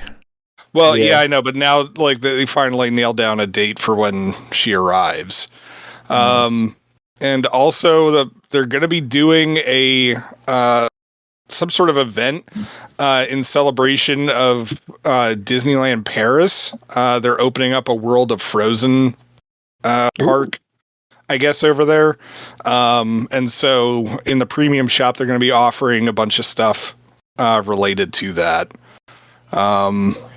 Nice. That's kind of cool. Oh, you know what? I wonder if that's the only game we cover the in-game premium items. It is. I'm wondering if if that's what Olaf's store is going to get tied in with. Huh. Well, anyway. So in actual real news, did you guys hear the PS5 prices going up? Yeah. I saw that up on True Achievements, yeah. Yeah, the PS5, all models jumping up in price. They say effective next week. A lot of stores are already effective now. PS5 going from $549 to $649. Digital $499 to $599. PS5 Pro $749 to $899. And even the PS Portal $199 to $249. I remember when I was a kid and shit was out in the store, and after it was there for a long enough time, motherfucker would go down in price. Yeah. Not the fuck up. Yeah. What the fuck happened to those days? I wonder how many people are going to start shitting on Sony for jacking their prices up again, or if they're only allowed to make fun of Xbox when they do it. It's only making fun of Xbox because it's PlayStation people who do it. This is strategic pricing to prepare us for the next generation of consoles. Clearly, that are going to be like Sony's very $1,000+. smart and they know what they're doing. Well, they know what they're doing at least. Ooh, we have a contest. What's the contest? Grind Survivors. All right. I'm going to enter in for... Sounds like a dirty game, and it's not, and that makes me sad. It's not, yeah. Review that one. I did, but I'm gonna enter for Trash Rando. Goodness. Because I'm a nice fellow like that. Anyway. Yeah, as of right now, the PS5 and the Series X clocking at the same price. The Series S 1 terabyte is even with the Switch 2, and the 512S is the cheapest system going at $400. Yep. That is kind of sad. Which is, yeah, because I feel like that's right around where my 2 terabyte Xbox Series X, the pre-order, when they first came out, I feel like that's what that cost. That sucks. Yeah, it is pretty crazy. Kind of tired of everything going up in price. Yeah. Except for what you paid. That never goes up. It's always scary when you hear like a loud, like gulping sound and you're like, oh no, one of the cats is going to throw up, and you turn around. It's like, nope, Pickle's just licking his balls. Just loudly. Like Jacob style, dragon tongue full over the nuts. Yeah, but Pickles is more impressive. Jacob's are unattached. No, Jacob can't reach his own. Yeah, I can with my hands. Oh, with your mouth, you moron. We're talking about licking. Oh, no, that's what Ryan's he just for. has to fetch him out of his wife's purse. It's fine. Oh, geez. Should we move on to your reviews, Jacob? Is there anything else to talk about? No, I do have one last bit of news. Better be good. I mean, it's interesting at the very least. Where the fuck is it? What the fuck? He's prepared. Super. No, I'm trying to. Oh, there it is. It's there it is. Movie Watch. There. There we go. So, a surprise Super Mario Galaxy poster got released yesterday, featuring a non-Mario character, Fox McCloud. That's pretty cool. He is apparently going to show up in the movie, and now fans are wondering if the end game of this whole series is going to eventually lead to some sort of like Avengers-esque Super Smash Brothers movie. I'm in. Kind of awesome, I'm fucking there for that. If we get the Nintendo Cinematic Universe, I'm in. I don't know how it would work because Sony's in charge of Zelda. As long as I get Samus, I don't know. I think Nintendo would say, "Hey, you have the rights to a live-action Zelda. We're doing what we want because he's our." Oh, yeah, that's true. Yeah, I guess they would. So, I don't know. Huh. By the way, on the soundboard, if you go to an item on the right side of it, there should be a star that you could click, and it becomes a favorite sound. Yep. And then open the soundboard. I'm just gonna make things awkward for the entire time on this show. That was horrible. Can we see that again? Oh yeah, definitely.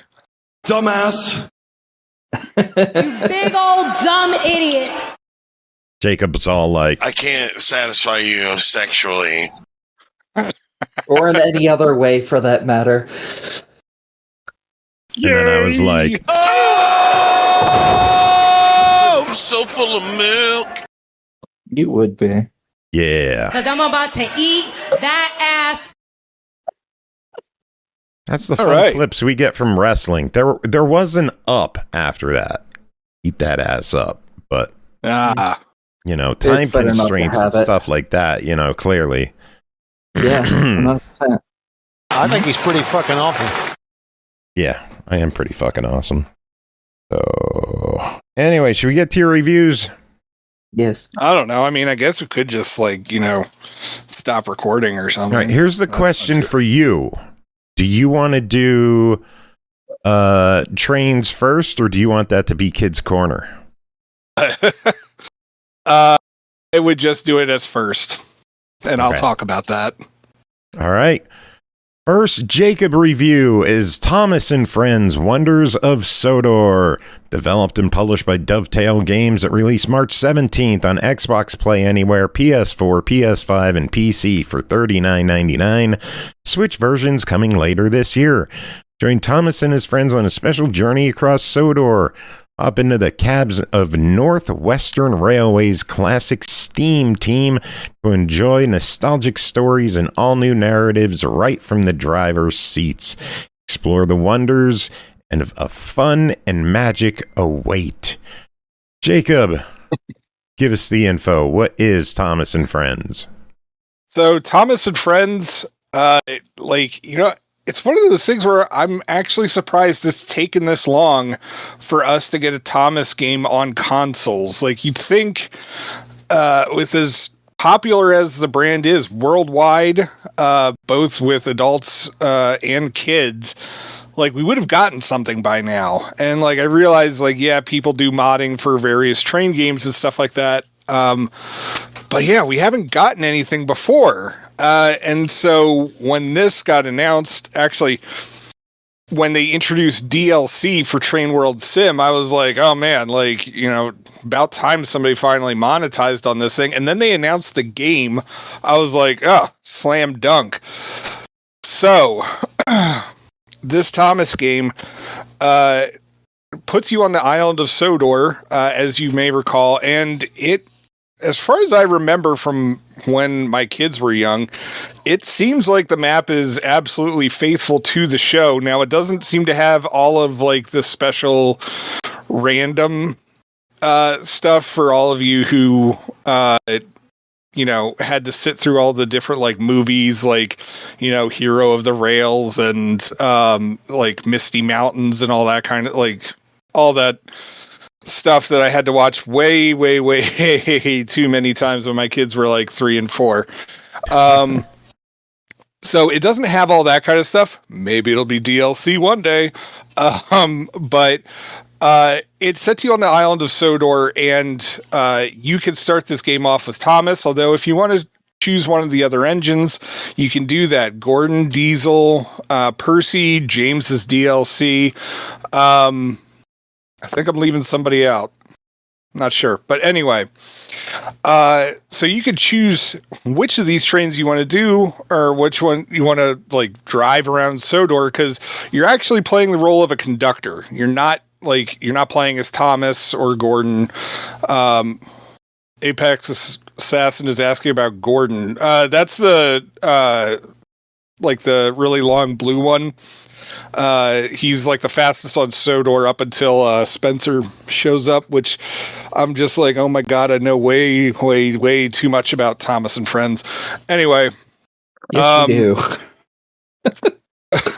do.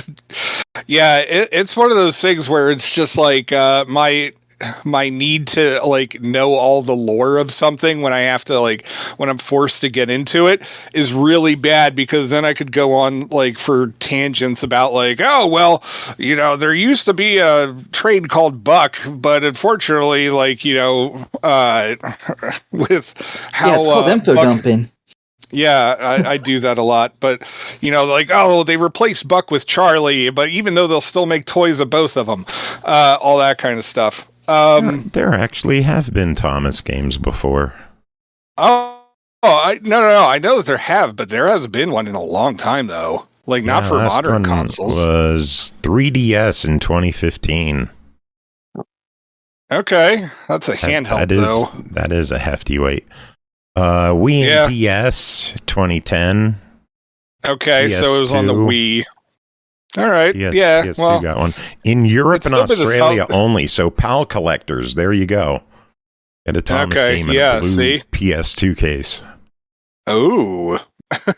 But, so anyway, so you're playing as a conductor with these, okay? And so if you want to, you can learn how to play the tutorial using this tutorial, which is hosted by Sir Topham Hatt. And he's going to, he explains all the different controls that you have to do. And I want to preface all of this before I really start getting into the nitty gritty.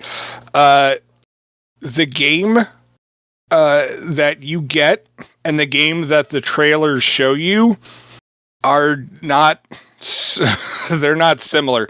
The way that the trailer shows it, it looks like kids are like, you know, are going to be able to play this right off the bat. That is a solid no. Like, unless you're going to let them do free exploring like the whole entire time, kids are going to get super frustrated with this. Can I take a quick guess on what the game really is? What? It's Train Sim World, complexities and all, with Thomas the Tank. It's dumbed down a little. Okay. But yes. But yeah, absolutely yes. That was my fear when I saw this game get announced, and it coming from the makers of Train Sim World is that it's going to be a great game, but kids are not going to click with it.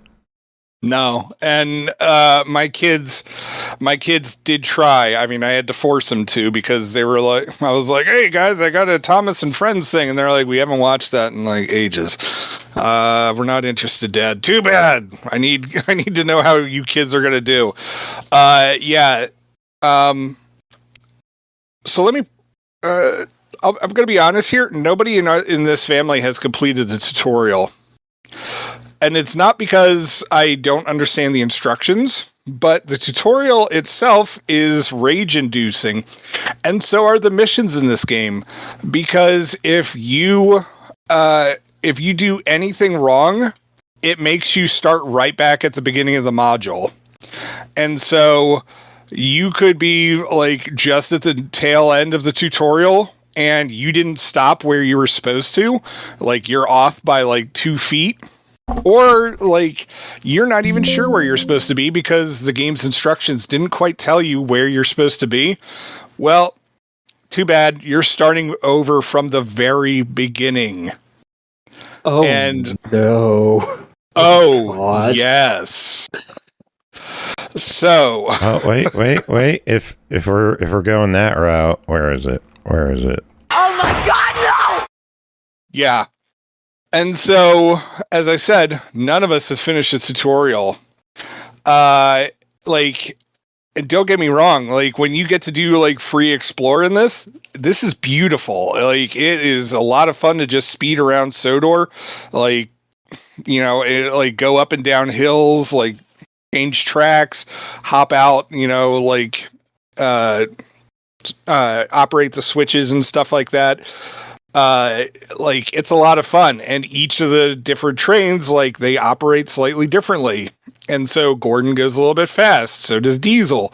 And like, it's cool to explore, but doing missions in this thing, like, unless like you're already familiar with Train Sim and all of its like little weird nuances, this game is going to be a pain in the butt, as you have to constantly restart entire missions. And like, just the tutorial alone lost my kids. And it's like, it's not like they don't know how to play stuff, but like they got frustrated with it, but they're also already past, they're already past Thomas and Friends, like, for the age group for that. Like, in case you're listening and you're not aware, Thomas and Friends is generally popular with like the ages of like 2 to 5 crowd. This is not for them. And George Carlin fans. Yeah, and the Train Sim fans are like 45 plus. Yeah. Well, I mean, I'd say like 25 plus, but yeah, like, it's just like It's a pairing that makes all the sense in the world except in execution. For marketing. Yeah. Because the source is too complex. Like, the source game is too complex for a source video that is uncomplex as possible. And it seems like they just couldn't find that balance between the two. There really isn't. And it's disappointing because like you could you could see that there's a ton of care put into this game. Like the models look fantastic. Like, each of the different towns, like, they look Like, it looks incredible. Like, any fan of the Thomas franchise would be happy with this until you go to actually try to complete missions. And then it's just like, if you're a kid or just like a casual fan of this kind of stuff, it's going to lose you so quick because you're going to be failing missions left and right. And unless like you just want to tool around Sodor and just like go explore all the nooks and crannies,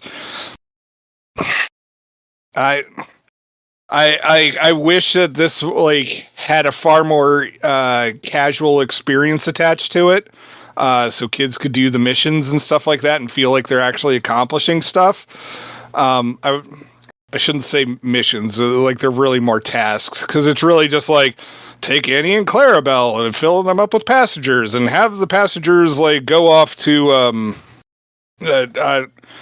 I forget the other towns or stations names and stuff like that, but it's just like you could do that. Like, it should just be simple as that, but like it's really not. And even with all the beginner stuff, which is automatic coupling, like there's like little guides for speed and stopping and stuff like that. Even with those set on beginner, it's still like this thing is still too a bear. Demanding.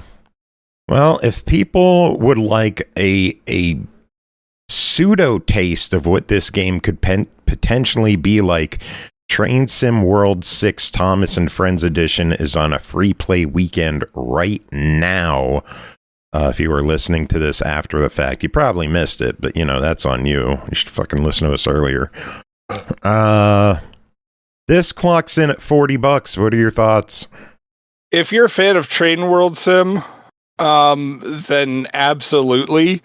If you're looking at a game for like a 5-year-old kid, this is not it.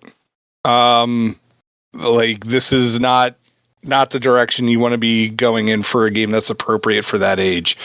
Yeah. But like, as I said, like, you know, for the hardcore enthusiasts, this is right up their alley. But like, the game wants you to think it's going to be good for casual fans, but this is going to be a tough sell. I think they need to put in some work, like to just make it a far more simple game that could be aimed at kids. But as it stands, buy it for adults, not for kids. Gotcha.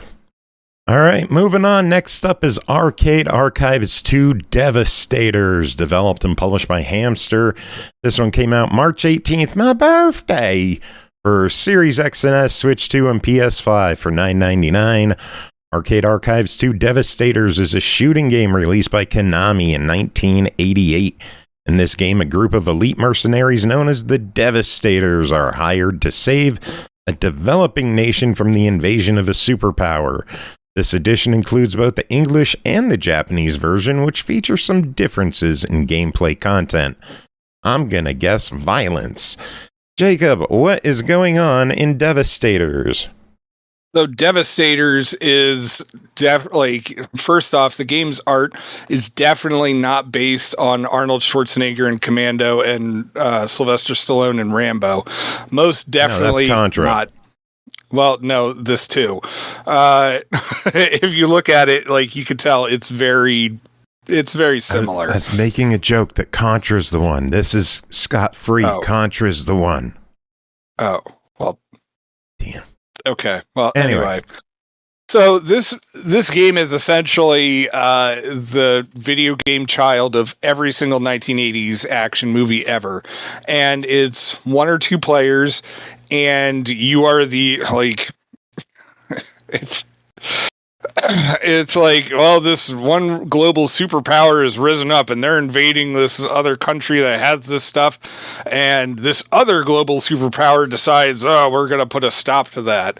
And they drop off these like super soldiers, and you have to go in and do all these various missions, which is really just run from one end of the map to the other, shoot up a bunch of enemy soldiers, like destroy some heavy artillery or sniper positions or helicopters that are in the sky, And then eventually, like, you get to the end where you have to face off, like, against a boss vehicle.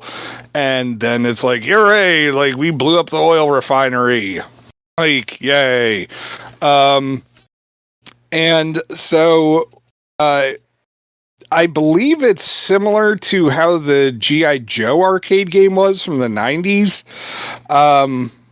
Which I've only seen a couple of pictures of, but... So, I mean, it looks similar, but anyways, so it is a forward-facing shmup, if that makes sense.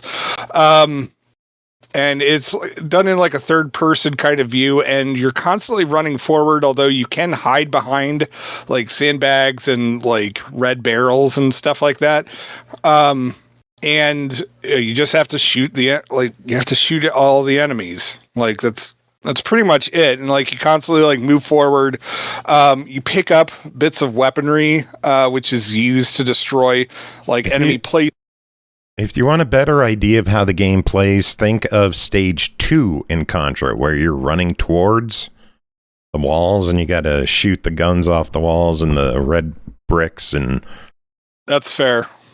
I'm not as much of a fan of Contra, so I don't. That's because you suck. I do. I am horrendous at Contra. Like, it is, like, I am impressively bad at it. And everything else, to be fair. No, actually, I was doing pretty good on this game, to be honest. So anyway, so you're picking up like the rocket launchers, extra grenades and all that kind of stuff, and you're using that to disable like the enemy towers, helicopters that come in, occasionally planes. And then, yeah, as I said, you shoot up the boss vehicle at the end, and then you move on to the next mission. And it looks like there's at least like 12 missions, but honestly, this game's a ton of fun, and to be honest, I was doing pretty well at it. So, I mean, that right there is a big ups from me. Because yeah, I generally suck at these kind of games. But yeah, like it was like, it's a lot of fun. And like, I had never heard of this game before. The Arcade Archives series did a release of this. And so I knew where I heard this one. What's up? I played this one while I was going for my 1K in Game Room on 360. This was one of the games Konami released in there. Okay. Yeah. I did not have this game with that. Yeah, there was a lot I missed in that game, but I remembered playing this one, and I'm like, when did I play this one? I know I played this one recently. But yeah, it got that version, and now it's here. It looks like they made a total of 400 machines, or no, I'm looking at the wrong spot. That can't be right. Saying 442 machines, but that can't be right. This seems too popular to have that few. I was gonna say that seems small for such a good game. Unless I'm reading this site wrong, I could be. I'm just trying to find information like Chris and be helpful. Too bad. Yeah, I'll never be helpful. One day. But yeah, like as with standard Arcade Archives titles, like, you know, it has the like the high score version, it has the marathon stuff. Like there's multiple modes to play as, and there is like the English and Japanese versions that are included with it. Did you play the two? Did you see any? I only played the English version. I only played the English version. I know that the Japanese one has a different opening screen, but I figured I'd stick with the English one because those are generally easier. That's fair. All right, well, this one clocks in at $10. What do you think of it? Hell yeah! Like this is an excellent one. I'm having a lot of fun with it. It's staying on my Xbox for a while. Very good. Next up, Royal Revolt Survivors, developed by Team Warriors, published by Headup. Released March 16th on Series X and S, Switch 2, PS5, and PC for $9.99. Royal Revolt Survivors delivers fast-paced top-down roguelike action fused with addictive survivor-style combat and massive replayability. Defend your kingdom against relentless waves of enemies and fight to survive run after run. Jacob, what is Royal Revolt Survivors? Royal Revolt Survivors is pretty much what you get if you thought that Vampire Survivors was a little too dark and scary. And so, what happens in this is that the kingdom has been like overtaken by these evil forces, and the mightiest warriors like band together for one last hopeful battle and blah blah blah blah blah. You know the plot. Anyways, like there's different warrior types. Each of them have a different weapon that you can use, and you just go at it. You kill a bunch of guys. You gather XP. You level up. You collect gold coins, so then you can create permanent bonuses for all your characters, so on and so forth. And then pretty much just find a character that matches your play style and go to town. And a lot of the weapons are very similar to what you would have in Vampire Survivors. Like, so this one, you have to... in Vampire Survivors, there's a garlic, which creates this like field around you, and it just like automatically kills anybody who touches you. There's a similar one for that. Like there's one like fireballs that you could toss out. Like there's a sword that like which the king has is the most useless weapon of all time. Like there's arrows you could shoot, like it's all that kind of stuff, and you have to balance between like what you want your active weapons to be and what you want your passive abilities to be. And as you keep going through it, you're going to get introduced to bosses mini bosses, and then eventually an end boss. And hopefully you can free that land. And as you do, you move on to other lands, but also upgrade your stuff. Now, the gameplay is similar. If you've played Vampire Survivors or just about any other Survivors game, you know what you're getting into. Okay? So, enough about that. But with this game, the main difference for this compared to other Survivors games is the visuals, and they are definitely more bright. I don't want to say cheery, but like they're definitely like more cartoonish animated kind of stuff. I don't know if this was ever a like an app game, but it definitely gives those kind of vibes of like a game that you'd see on like Apple Arcade and stuff like that. Yeah. No, it doesn't look like it is. Okay. Well, but anyways, it reminds me a lot of that kind of art style. And honestly, it's a pretty fun game. Like, I'm currently running through it with, the desert mage who throws like a fireball or whatever.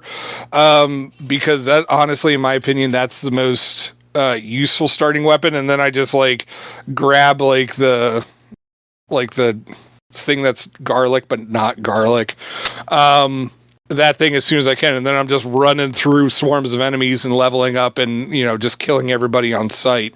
But I've been having a lot of fun with it, and yeah, like I think it's definitely worth checking out if you're a fan of this genre.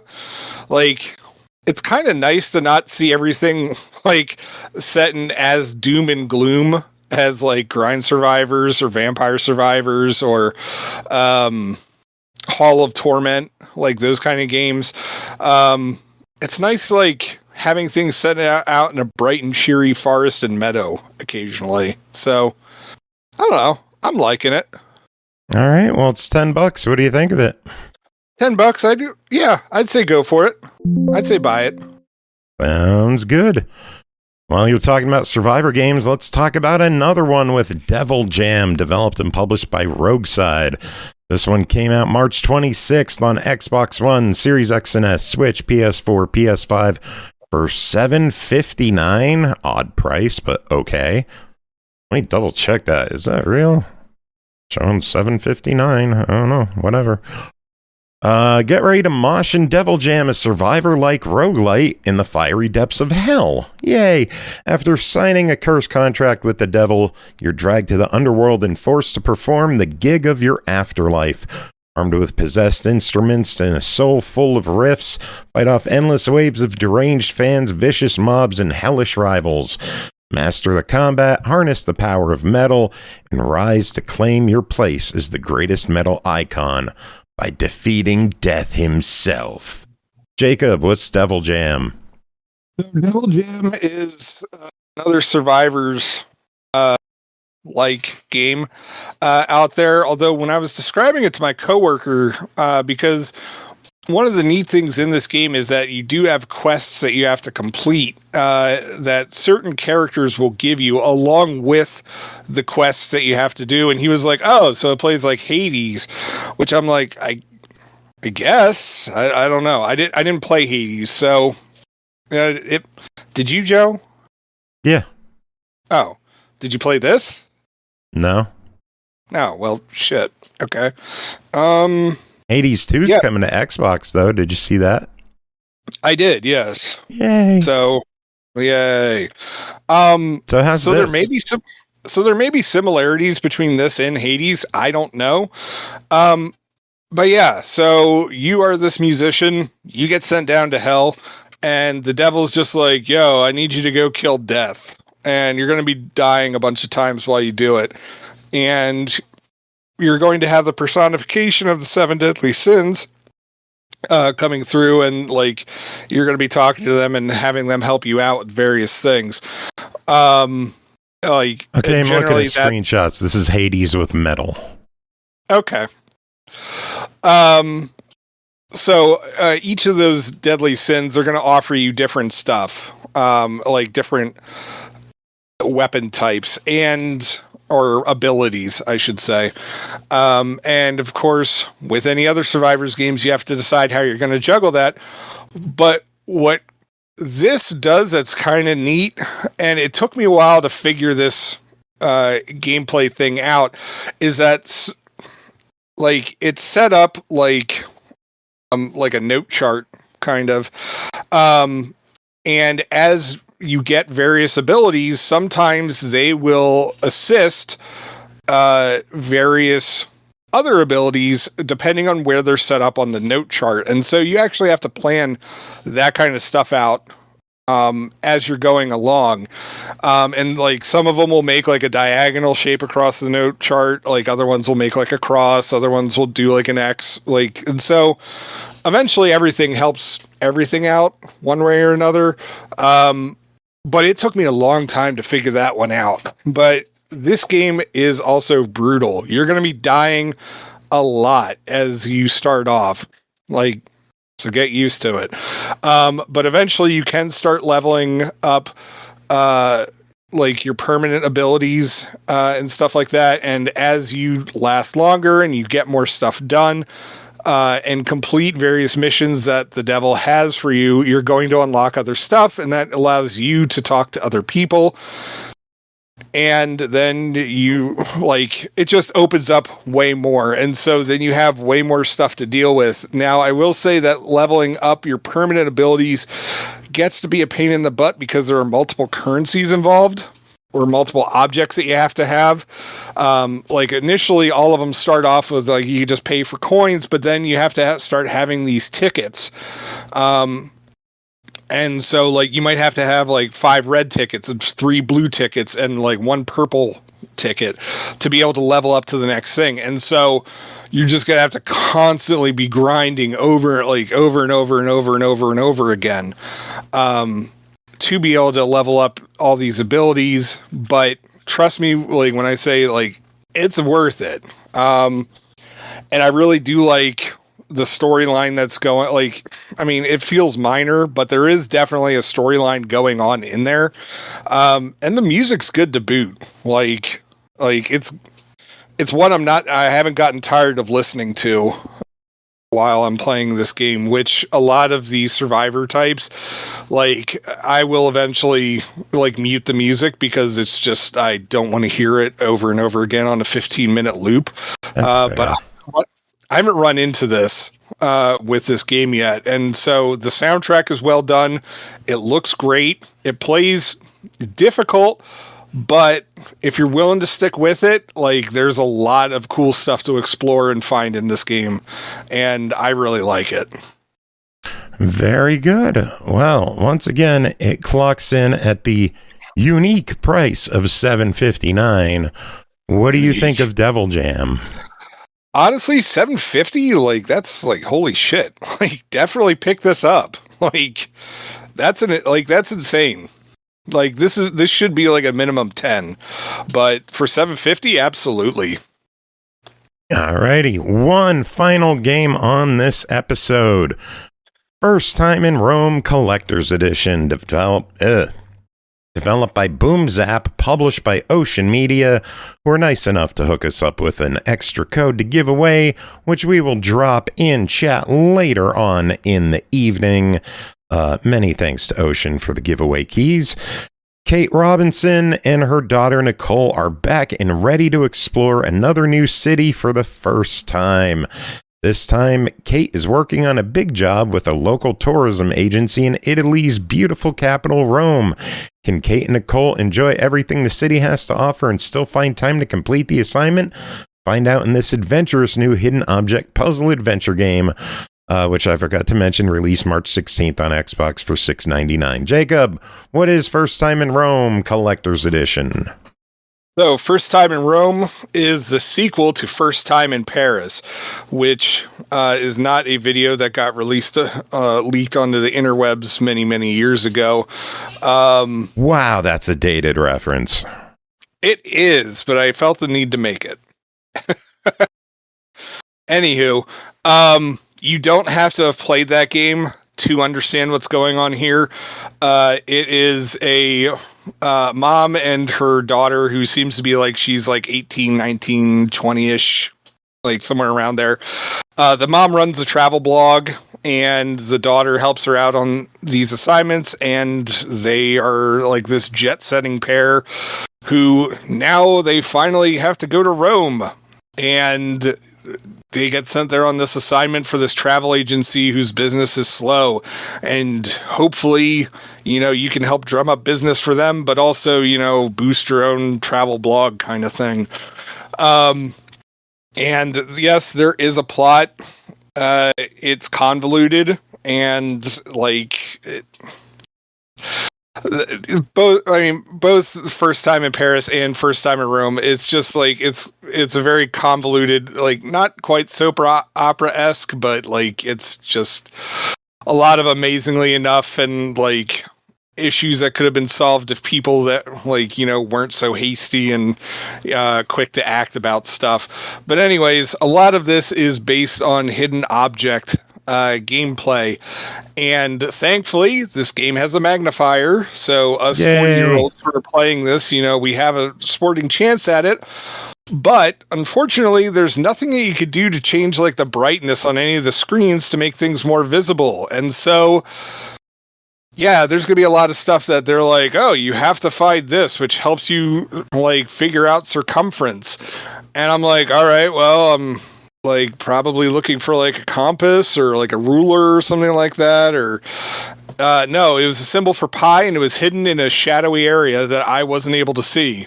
Ouch. But thankfully the hint system is there to like try to help you out, but half the time the hints were like especially if you're on something where it's like find the difference or find matching pairs, like it's already going to select the thing that you've already. All right, so let's say that you're doing a matching pair thing. I select the basketball, but I can't find the other basketball. The game will be like, oh, well, here's the basketball, but it's the one I've already selected. And it's just like, okay, well, that hint was not particularly helpful. Thanks, guys. And And so you're going to be doing a lot of aimless clicking as you try to get through this. Now, it does break it up with other puzzle modes. So there will be various like pictures that you have to put together, find the difference between two items, that kind of stuff. The standard stuff that you see in hidden object games. To be honest, I did not enjoy this one as much as I did my first time in Paris. I felt that it relied a lot on having to hide stuff in areas, like in dark areas where you're not going to be able to see it. You might have had an easier time seeing it if like you had a tablet. Like if you were playing it on like a tablet or a phone and like you're able to just like shove the thing right up into your face, but you're not able to do that on Xbox. You could stand up. Well, yeah, but even then, like my kids and I did this, which by the way, I've now discovered I could torture my kids when they aren't allowed to be on Xbox, like because currently my kids got in trouble this week, so no Xbox or video games for a week. And so I'm just sitting there playing games that I have to review, and they're like, oh, could you like play something? And I'm like, all right. And so I throw this game on and they're like, no, it's a hidden object game. But then they still got into it because they got nothing else to do. But yeah, like that pie symbol thing, we were never able to find it. And like we had no idea what the heck we're looking for. And it's just, it's more frustrating than it needs to be. And it feels like part of it is to pad out gameplay time on this game. I wasn't as big of a fan of this as I was the previous game, which is a really weird thing to say, but no, clock's in $7. What do you think of this one? I mean, you could spend worse.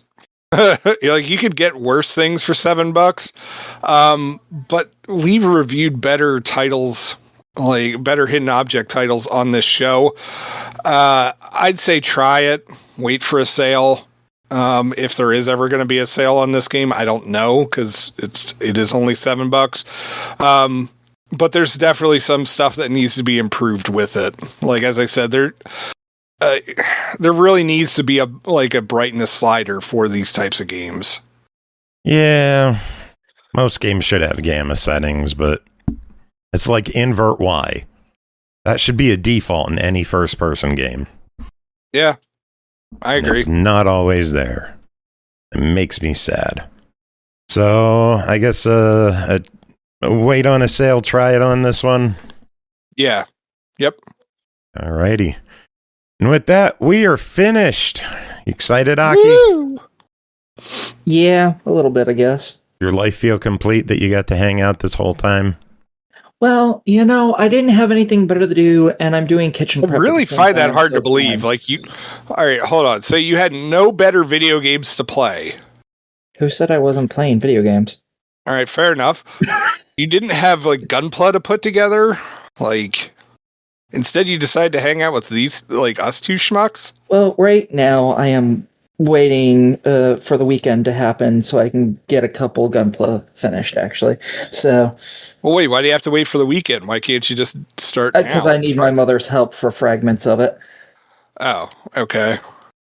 I guess so, that makes sense. Music this episode. Jacob, you had a request, didn't you?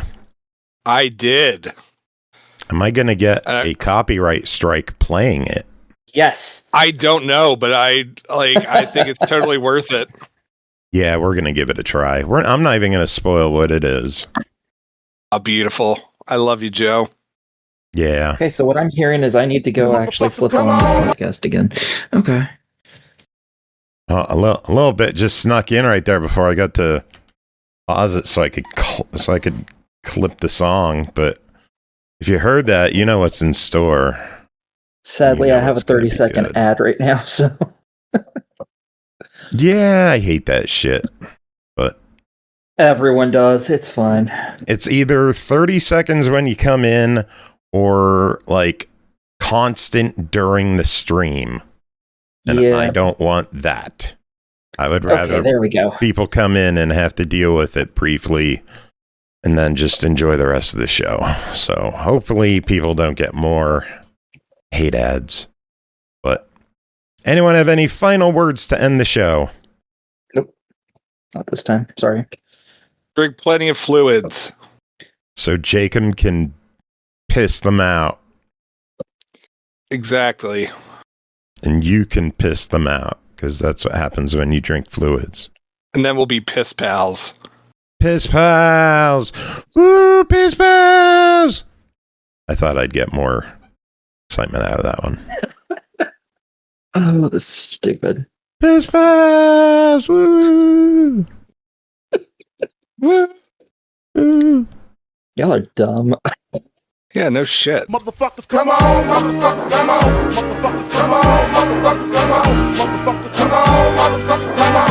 Motherfuckers, come on, motherfuckers, come on. I got 7 Mac 11s, about 8 38s, 9 9s, 10 Mac 10s. The shits never end. You can't touch my riches, even if you had MC Hammer and them 357 bitches. Biggie Smalls, the millionaire, the mansion, the yacht, the 2 weak spots, the 2 hot blocks. That's how I got the weed spot. I shot Dread in the head, took the bread and the lamb spread. Little body got the shotty to your body, so don't resist or you might miss Christmas. I tote guns, I make number runs, I give MCs the runs dripping. When I put my clip in the AK, I slay from far away. Everybody hit the DECK. My slow flow's remarkable. These two Mateo, now we smoke weed like Tony Montana, slip the yayo. That's crazy blunts, mad L's. My voice excels from the avenue to jail cells. Oh my God, I'm dropping shit like a pigeon. I hope you're listening, smacking babies at the christening. So you better grab your pistol, cause if you sit still, I'm gonna make your fucking shit spill. And I'm talking about buckets, why did I have to do it? So Doc said, fuck it, you got a gun, nigga, bust it. Cause I got more shots to pop ya, big papa. Breaking you off something proper. Signing off is the hardcore rap singer, aka rap slinger, bring it anytime. Come on, motherfuckers, come on. Come on,